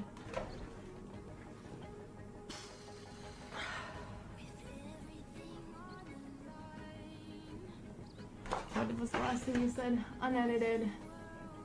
The funny thing about Queen Ponsalot reading chat from her hidden monitor is that it's completely unnecessary. There is it's like I almost don't believe that because of how dumb it is. Like, there's no way. Like, really? no need to have chat there in There's the no first way. place. And it just causes her to constantly look at it, making it obvious it's there. And it also causes her to screw up by responding to it. I'm guessing she just couldn't help herself, and she really wanted to see all of her fans talking about her as she was playing. 100%. So we know that she has a monitor to her right, but how does she see it? Well, the secret is in how she's wearing her blindfold. She's wearing it very, very loosely. It's barely able to stay on her face, and on top of that, she wears it very high. This is not how you're supposed to wear a blindfold. Anyone who owns a blindfold like this knows you don't wear them loose, you wear them tight. If you wear them loose, light gets in. By wearing her blindfold loose, she can see through a small gap between her nose and the blindfold. Odds coming in like a sheep for the slaughter? No, I mean, he just wants to explain his point of. So yeah, here comes the mod that either works in our Twitch group or on our site or something. And yeah, you'll be able to see what he says. He comes in admitting he's biased, which is fine, but you know, it's interesting. You? What's wrong with that? Yeah, her mod did nothing wrong. Yeah, yeah. Keep in mind, guys, the mod did nothing wrong. Be nice, guys. Hey, what's up? Hey, can you guys hear me? Yes, I can. Okay, we're good. Yeah, thank you, Attili. I appreciate you setting it up. Thank you very much. Hi, thank you, Attili. You're a And G. hi, Asmon and chat. Thank you so much for taking the time to talk with me. I appreciate your time. Oh, yeah. I mean, I appreciate yours as well. I mean, obviously, I'm sure you've probably seen the video. And so, do you think that she cheated? I know for a fact that she didn't. Okay. How do you know that? Because I've watched her do it myself live. And I know that, and before, if I may I have a minute or two?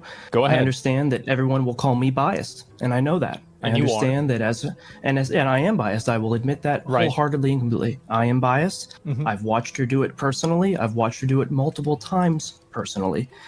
I also helped with communication with Mitriz, the blindfold expert, who's been helping her with the setup and everything that we went through. Mhm. I'm happy to answer any questions regarding her setup. There is no need for anyone to lie about anything or not be transparent. She did nothing wrong. She did not cheat anything. She has not cheated anything. And I understand that there is a lot of skepticism. Well, there is a reason to lie.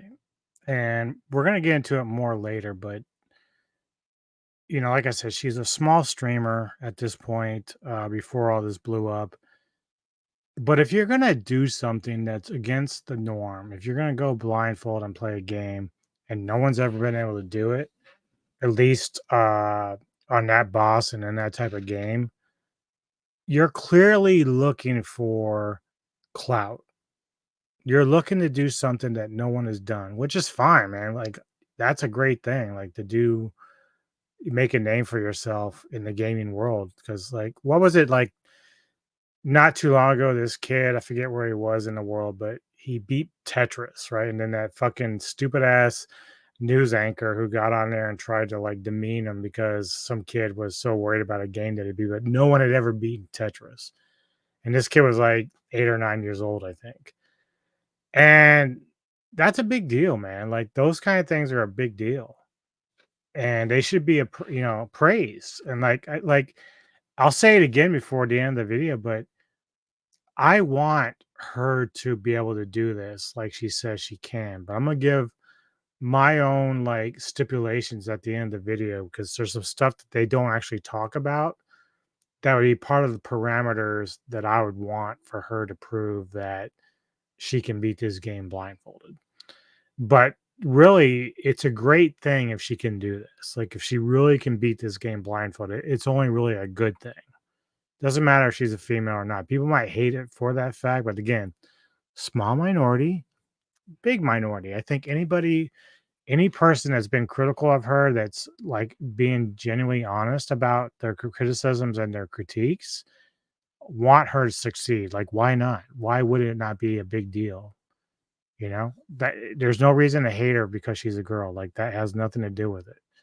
But if you're doing it, if you're being dishonest about it, then yeah, like, there's reasons why you'd want to cover that up. So if she ever does this again, and if they ever get to a point where they manage to make it to where there's almost impossible for her to cheat, then she'll be able to say F you to everybody who thinks that she cheated to begin with.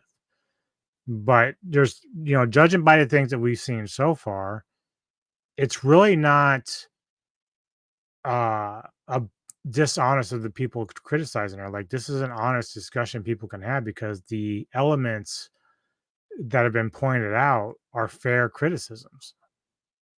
I understand there's a lot of questioning, and I think that it's important for us to understand that conjecture does not equal proof. There is no physical proof. There's a lot of conjecture. There's a lot of examining many things that are on the table that people claim, oh, she did this, she moved that, she did, but there's no actual proof that any of this happened. Well, there's no proof that it did either. And of course, and what I would suggest, and if I may, to chat and to yourself, Asmongold, and to anyone who questions whether or not she can and did do this, I want to legitimately ask, what would it take to prove that she is indeed legitimate? I do want to reiterate here, okay? So for those, like, I took a lot of clips from his 2-hour stream on this, so there's a lot of discussion happening between all this that you're kind of like wondering, is it really just like they're kind of going from one topic to another or really quickly? It's because I took certain clips that I felt were kind of pertinent to this video I'm doing. So, and I didn't want to sit here for 2 hours. Like, I didn't want to sit through all this for 2 hours. So, if you are interested in the full video of this, just go to Asmongold's channel. Likewise with, oh no, it's Alex and stuff like that. If you want to check out the full videos of those clips that I've been using throughout my topics discussion today. So just so you know that, I think this was still like 40 minutes or something like that. So I tried to get in as much important information I could about this topic on this. So just be wary that if you want to actually sit and just chill and listen to the entire discussion, you can just go to Asmon's channel and you can hear it. It meant covering the third monitor, showing a camera with all 3 monitors, and showing that there are no other monitors present, showing that she's still wearing the exact same blindfold that was recommended by a world expert, used by Mitras and Babzia themselves. What does it take? because I know for a fact that she can do this. She's done it not once, not twice, but several times. Her second attempt is a purely legitimate run that was done with every specification that Mitch Riz mentioned. I welcome the skepticism, but I'm Then also why doesn't questioning she? whether... Why hasn't she responded to it at all? Well, because she was waiting for everyone's response, including the second video from Carl Jobs. And including your response. Yeah, sure. And I can tell you without a shadow of a doubt that she can replicate it any day of the week, at any point, under any circumstance. So what I know you're this. saying is that if the community provides a set of framework and constraints, in that case, she would be able to replicate the exact same thing. Absolutely. Okay. Here may I offer a suggestion, and you tell me if you think it's fair. Sure. I think that she could cover all three of her monitors as she did on her stream. She could show Discord so that she isn't accused of someone being in the Discord call providing her directions. She could show her task manager to ensure that there are no other programs or third-party softwares running. She could show her download and installation folder for Monster Hunter to show that there are no auto-aim programs or damage modifications or anything else. And then she could do it again live on stream. Would that be and show a camera or two cameras depicting all of her monitors that nothing else is being shown? I think that there probably have to be like I mean at this point I'd really have to think about it because it's something that's like very complex and this is something that's kind of new to me. So I'd have to really think about how many controls you would need. I'll tell you this, and I'm just going to go ahead and spit this out now because they're on the topic of what it would take. I can't speak for everybody who's paid attention to this drama and this issue with her and whether or not she's cheating. I can only tell you like where I would be and what I would want to see. And I think the thing about Discord and people telling her what she's doing, I think you'd have to be able to read it pretty fast to kind of understand where you're at on the screen. So I don't think that's really a big issue for me. What I would say is, one, yes, the monitors have to come off. And I know there's a point here in this video where Asmund starts talking about why she supposedly can't do that. But I think that's just excuse making there. But I'll also present, if Asmund ever sees this, there's a question I do want to present to him in case he just didn't think about it. But the monitors would have to be off, all three of them. She would have to have a camera behind her in her room and one in front of her like she has for both her hands and also her face.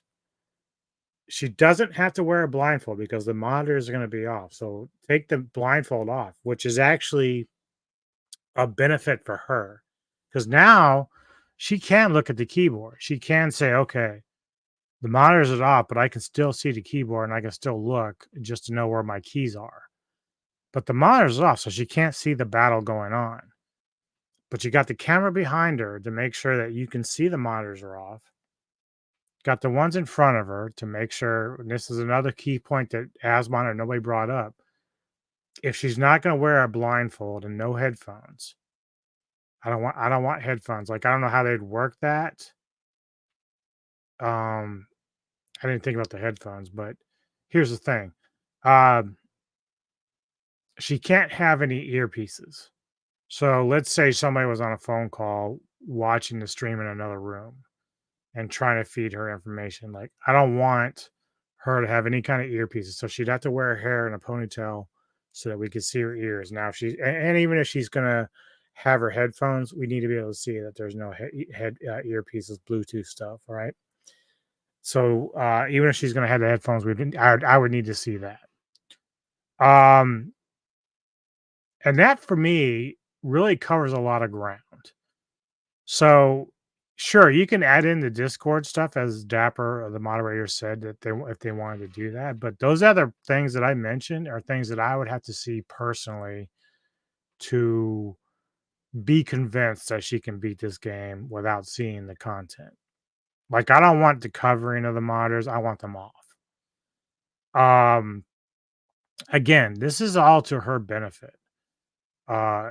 If she can prove she can do it, it's only good for the gaming community that she can do this. Like, it'd be a fucking amazing feat.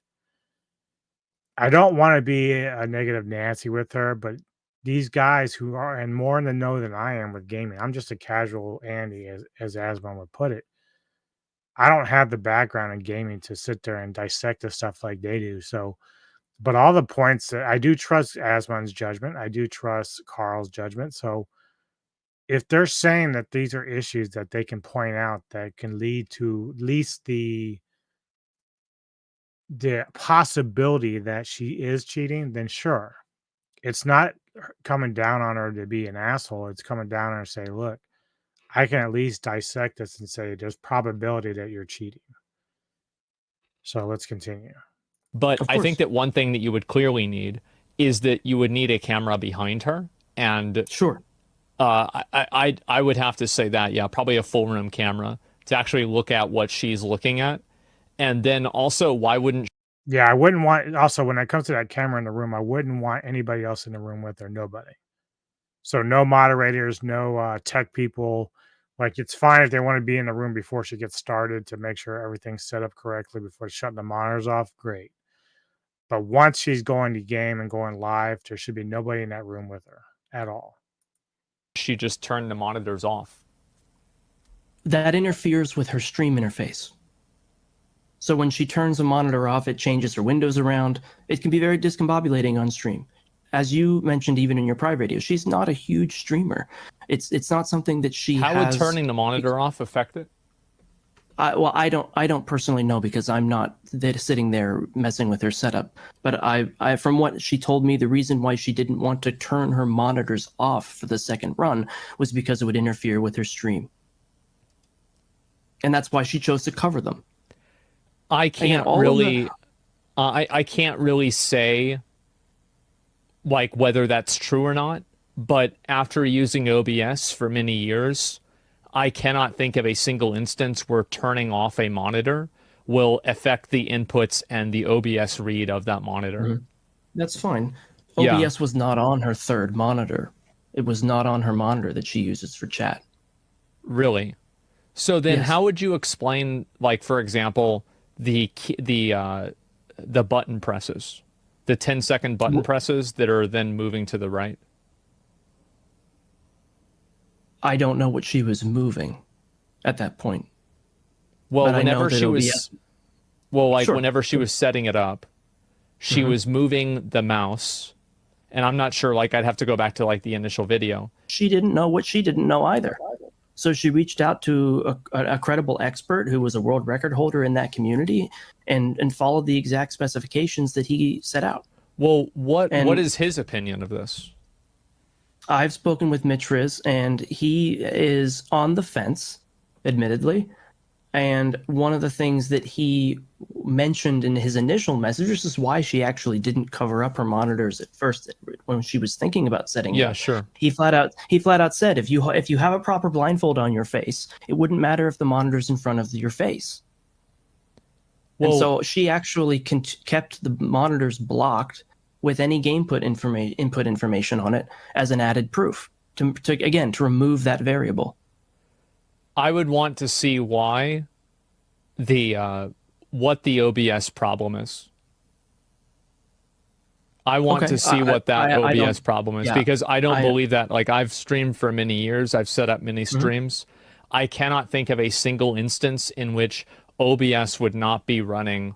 Like, for example, right? I'm going to turn off my monitor right now. Is the stream still on, guys? No, I don't. If I understand her issue correctly, and again, I don't know exactly what she means, but I don't think that it's that it turns the stream off, but rather her windows in themselves, because of the display settings on her various monitors, shift all of them around, and it's in a high stress. My only question here for Asmon, and then maybe you guys can pass it along because, you know, I don't know who all checks my videos, but is it possible, and I don't know, I'm not a technical guy on this, but is it possible that, because they start talking about inputs, because they get a tech guy who works on our computers that comes in and talks at one point, and I wonder if if she's saying that whenever she turns the monitors off, it changes settings, I'm wondering if it's a hookup or connection problem with the way that she's hooked up her monitors and stuff, if that might be an issue or a possible issue for that happening, because then it wouldn't be, it would give her some legitimacy in terms of things getting messed up, but then it would be her own fault for not setting it up correctly, because clearly Asmon doesn't have that problem. So the way that he has his shit set up is working fine. I don't know if there's a way to fuck that up, but maybe Asmon could, if someone could ask him for me at some point to see if that's something that's possible, if they just hooked up shit the wrong way. Situation on stream live in front of a couple hundred people, which is a large audience for her. Sure. That can get very stressful and under pressure. She didn't want to have to do all of that amidst the run when the world was watching. And so she thought, well, if I just cover them and I can't see through the paper and I have a blindfold on, and this blindfold expert world record holder says I don't even need. Yeah, but the problem is, and this is what Dapper couldn't understand, like, and he didn't address really well, because he did confirm she had the third monitor. You didn't hear it in this, but in the full video, he clearly tells everybody that she has a third monitor. Now, the problem is, if you're not hiding something, then everybody would know that. But she was hiding the fact that she had a third monitor. She never brought it up. And so why would you do that if you weren't trying to hide something? So again, she could very well be legit, but being legit also means disclosing everything that's going on your desk. Everything, like what is the purpose of the third monitor? Even if you don't think OBS is there, what is the purpose? Because she's still looking and reading off of it. So we need to know these facts. Like when you're trying to do something, you're telling people, these are my monitors, but then you have this one over here that you haven't even addressed. That means you're hiding something.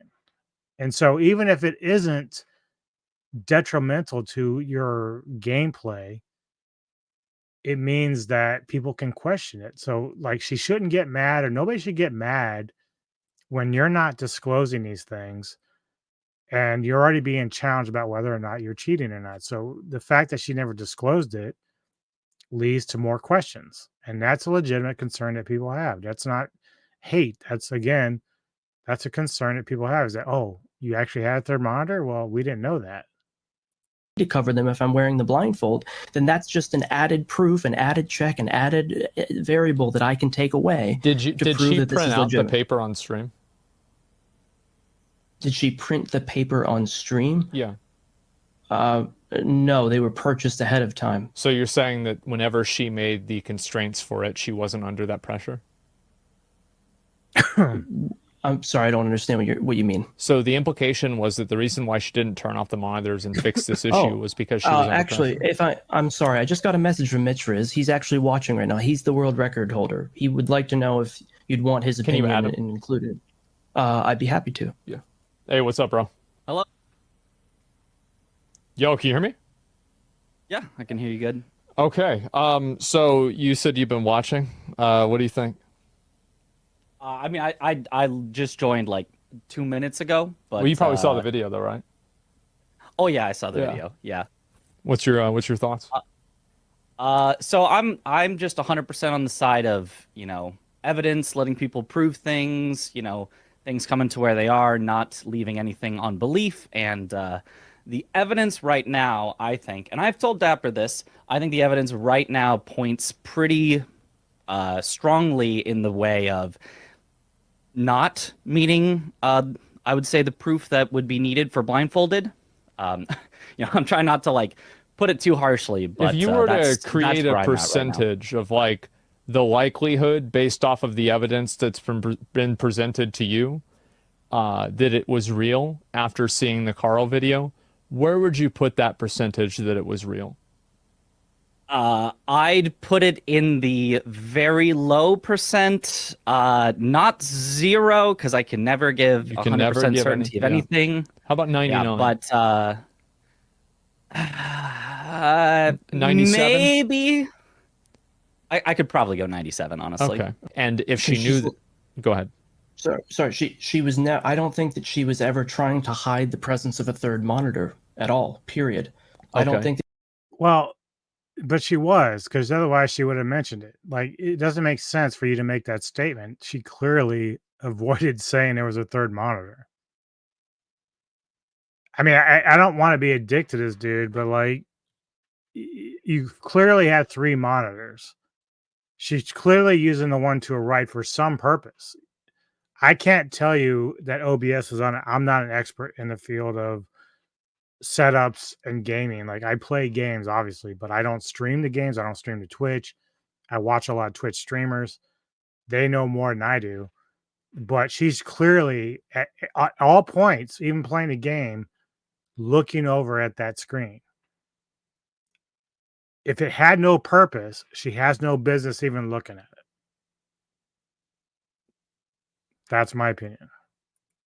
She was trying to mask anything. It really was, in my opinion, or at least I would think her opinion, a non-issue. If it was a non-issue, then why didn't? And again, then why did she why did she look under the paper for the second monitor? She said, "I forgot what you said," and then she turned around and tried to look under the paper for the second monitor. Why would you logically do that? Like, for example, it's like if you have one monitor and it's running chat, and you have another monitor with the sheet over it, and it's also running chat, and you're reading off of the third monitor, and then you stop yourself. You're like, wait, what did you say again? And then you pull up the sheet of paper to look on the second monitor.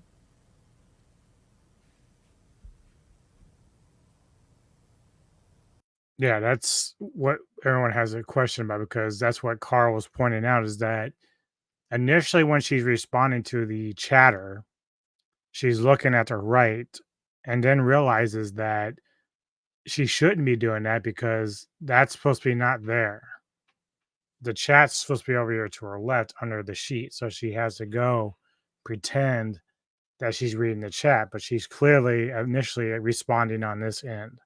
Again, it could be anything, but it gives people a reason to doubt her integrity when you do shit like that. I know it sucks for her that people are kind of like nitpicking and kind of like finding loopholes, but you're doing something that is a big deal in the gaming community. Whether you think you were doing it for clout or not, what you're doing is going to be a big deal if you can do it with all the parameters that people want you to have. So not even if I'm the one calling the shots, if you're able to meet the criteria that everybody wants to prove that you are legit, you're going to be a big deal, whether you want that attention or not. It doesn't logically make sense. And also, I think that there is proof that she had OBS on the third monitor. And I think the proof for that is the fact that after she pulled up the blindfold, she moved her hair back as she looked towards the third monitor. I've never seen a person do that when they're not looking in the mirror. Have you? No, but I don't think that that's what happened.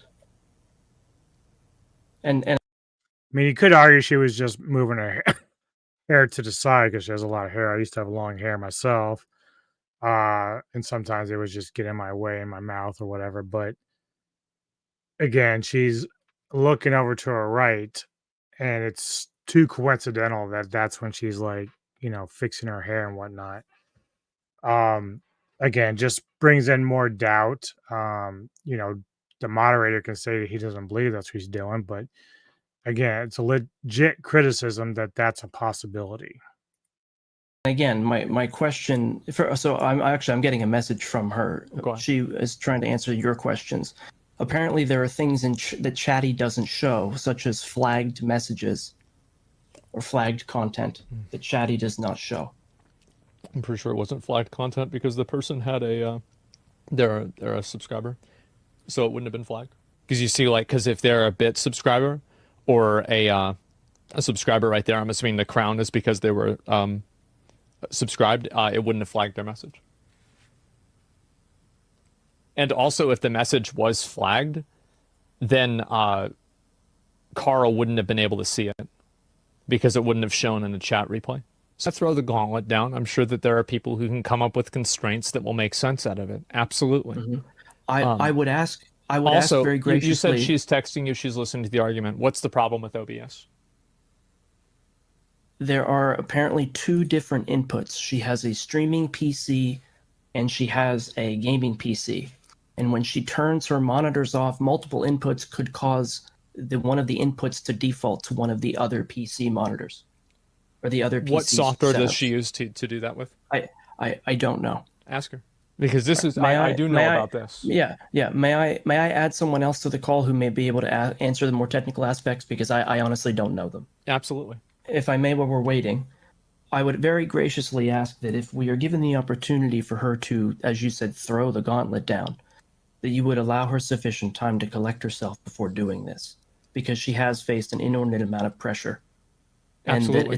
that it can be very emotionally charging time for a person who is only a human being.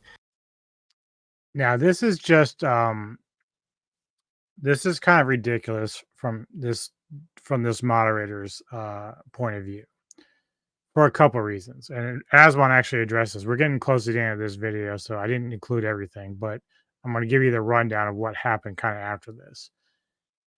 First, if this girl doesn't want clout, and she initially did this blindfold stuff just on a whim to see if she can do it, it still caught fire. So it's just how it goes sometimes. When we talk about Darth Microtransaction, when he first started as a small YouTube channel, he started covering Diablo 4 and then got huge. Like, it just, and he admits it. He said just overnight, it just boom. That's how it happens. Like, it just takes one thing to really kind of get you to build your community, your thing, and then you're growing as a channel. So if she doesn't want that, walk away. Now, people are going to criticize you because they're going to say, well, she walked away because she was cheating.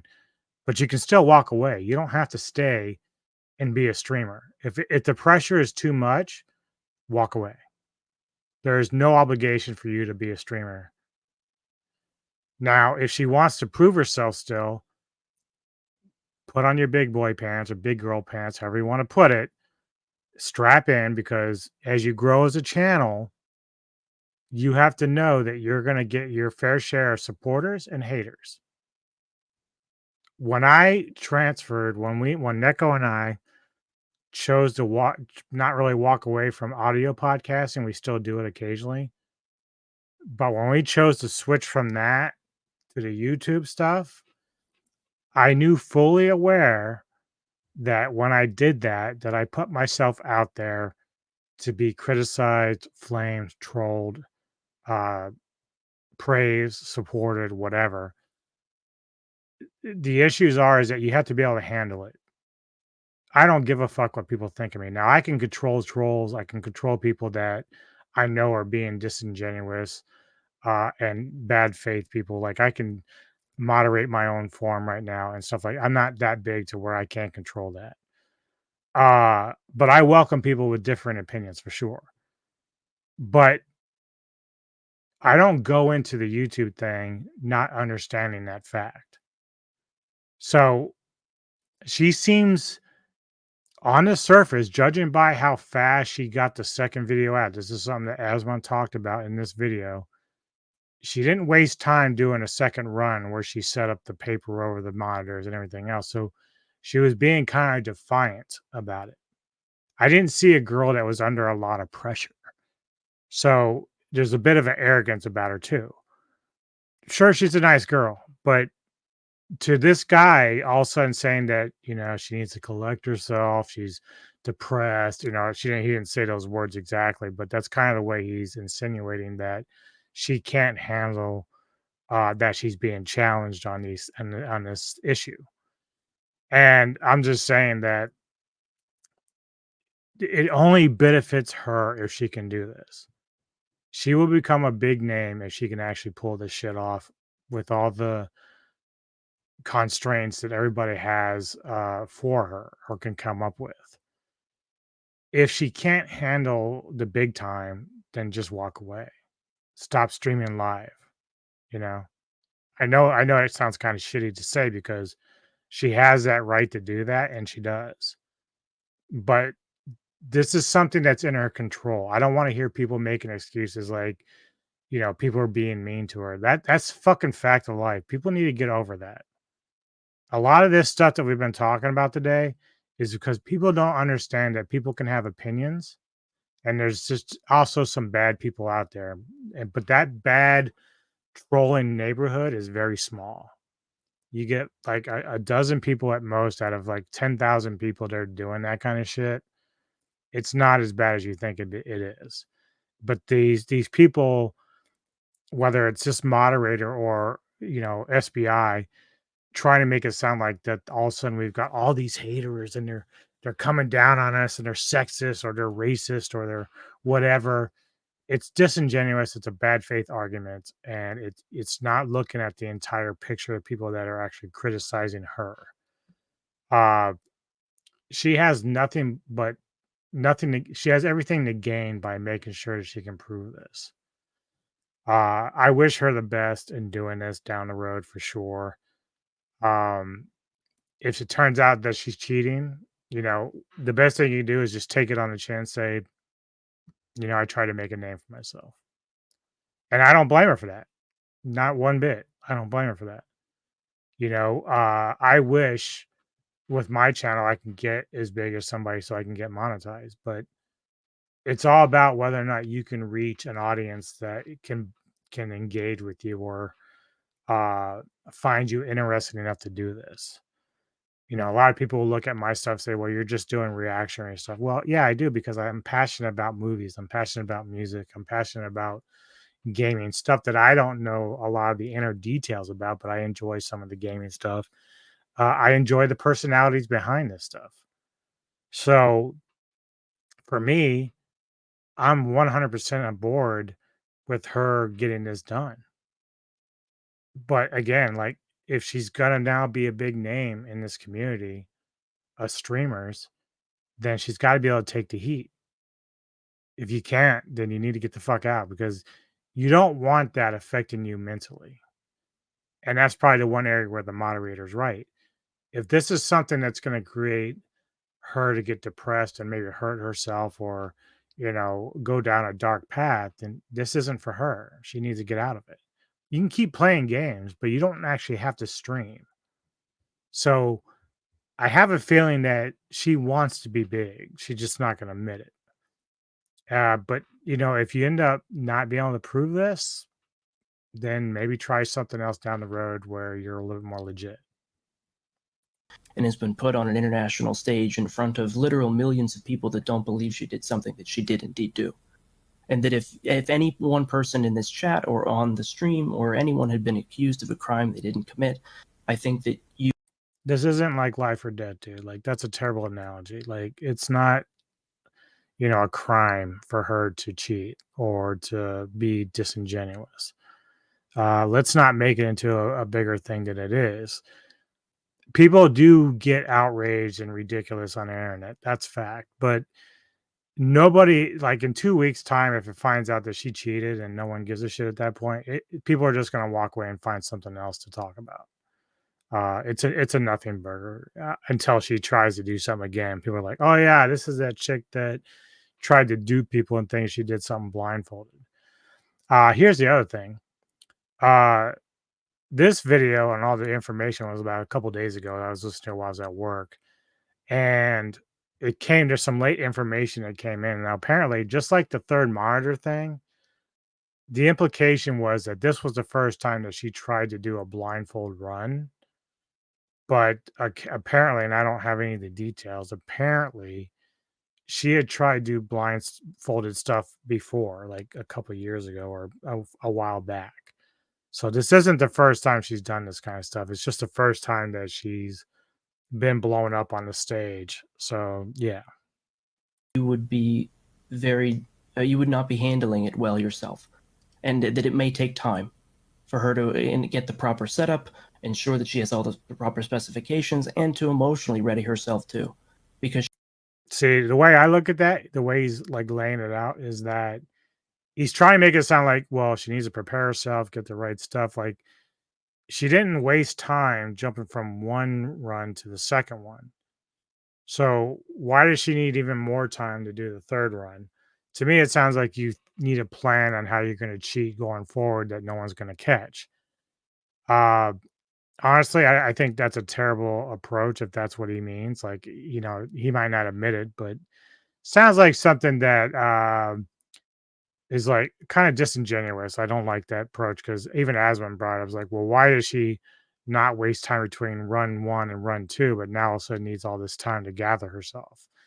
Doesn't make any sense. She understands she's under a microscope. Okay.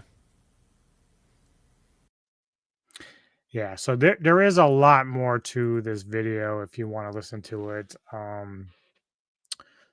He gets that guy that actually worked on her computer and set it all up, and he kind of gets made a fool of a little bit too, because he tries to convince Asmund that whatever she's using for the OBS will get mixed up or messed up if she turns the monitors off. But Asmund says, I'm running the same shit on my computers and nothing happens when I turn the monitors off. So he debunks that right away.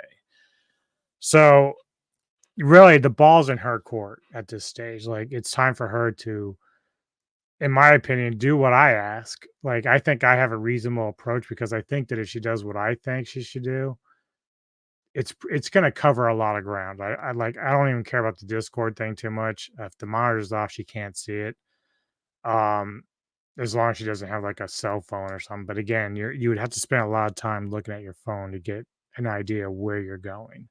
And if she has a camera behind her, we can tell there's no one there with her. Yeah, so that's basically it for today, man. Like, some crazy shit. Like, I wasn't even sure if I was going to do another episode or not, but I can't get the information out as fast as some of these other people because, I'm trying to gather. And sometimes that's better because I can get more information as time goes on. So I don't look like a fool. Like, oh yeah, you're cheated. Oh wait, no, they didn't. You don't want to be in that type of position where information that comes out right away is wrong. And so, like, it's kind of good to get it a few days after the fact. Coming up on the channel, man, tomorrow, live event at 1 p.m. Eastern. I'm going to be with Mr. Tony the Dead, Crypt from Metalomania, and Kevin Lambert from the Entertainment Headquarters as we go down and rank our top 25 horror actresses of all time. This is a big deal for me. I've been holding on to this list for a while. I didn't have it in order initially, so it took some time. I have some runners up that I'm going to mention before I get started in my list on the day of. But I had Tony hit me up earlier. He was saying, do we have to put them in order? It's like, fuck yeah, dude. You have to put them in order. How are you going to determine the best when you have it out of order? I get it.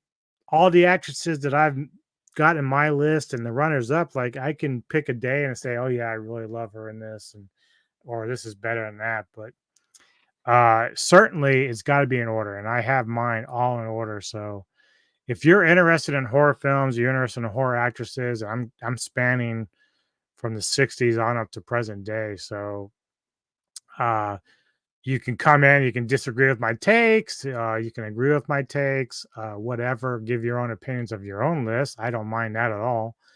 I'm sure there's some names that I may have forgotten at some point, but I tried my best to remember everyone that I've ever enjoyed in horror films and how I feel about their legacy in horror films. So definitely check us out tomorrow at 1 p.m. Eastern for that. Then next week, I will be again doing another Cinematic Synergy with Kevin Lambert from Entertainment Headquarters as we review Kill Command. This is something that he wanted to talk about. Once a month, he and I get together. We alternate on which movies we choose to review and watch, and this is the one he chose, and we'll give our opinions on that. That's on Wednesday the 13th, I believe. I think that's at 1 p.m. Eastern too. And sometime next week, I was planning on doing it this week, but some other things came up. Sometimes other ideas pop up and I'm a little more interested in, but I do promise I will get to the second episode of Lone Wolf with Dub. This time I'll be doing Ambach the Warrior. and I'll be talking about that and reviewing that film for you all. So be looking for that as well. Anyway, thank you all for hanging out today and checking this out.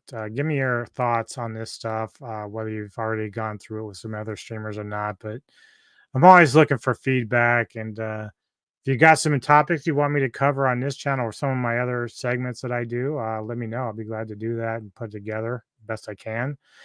And yeah, so see you next time here on When I Raid Alone.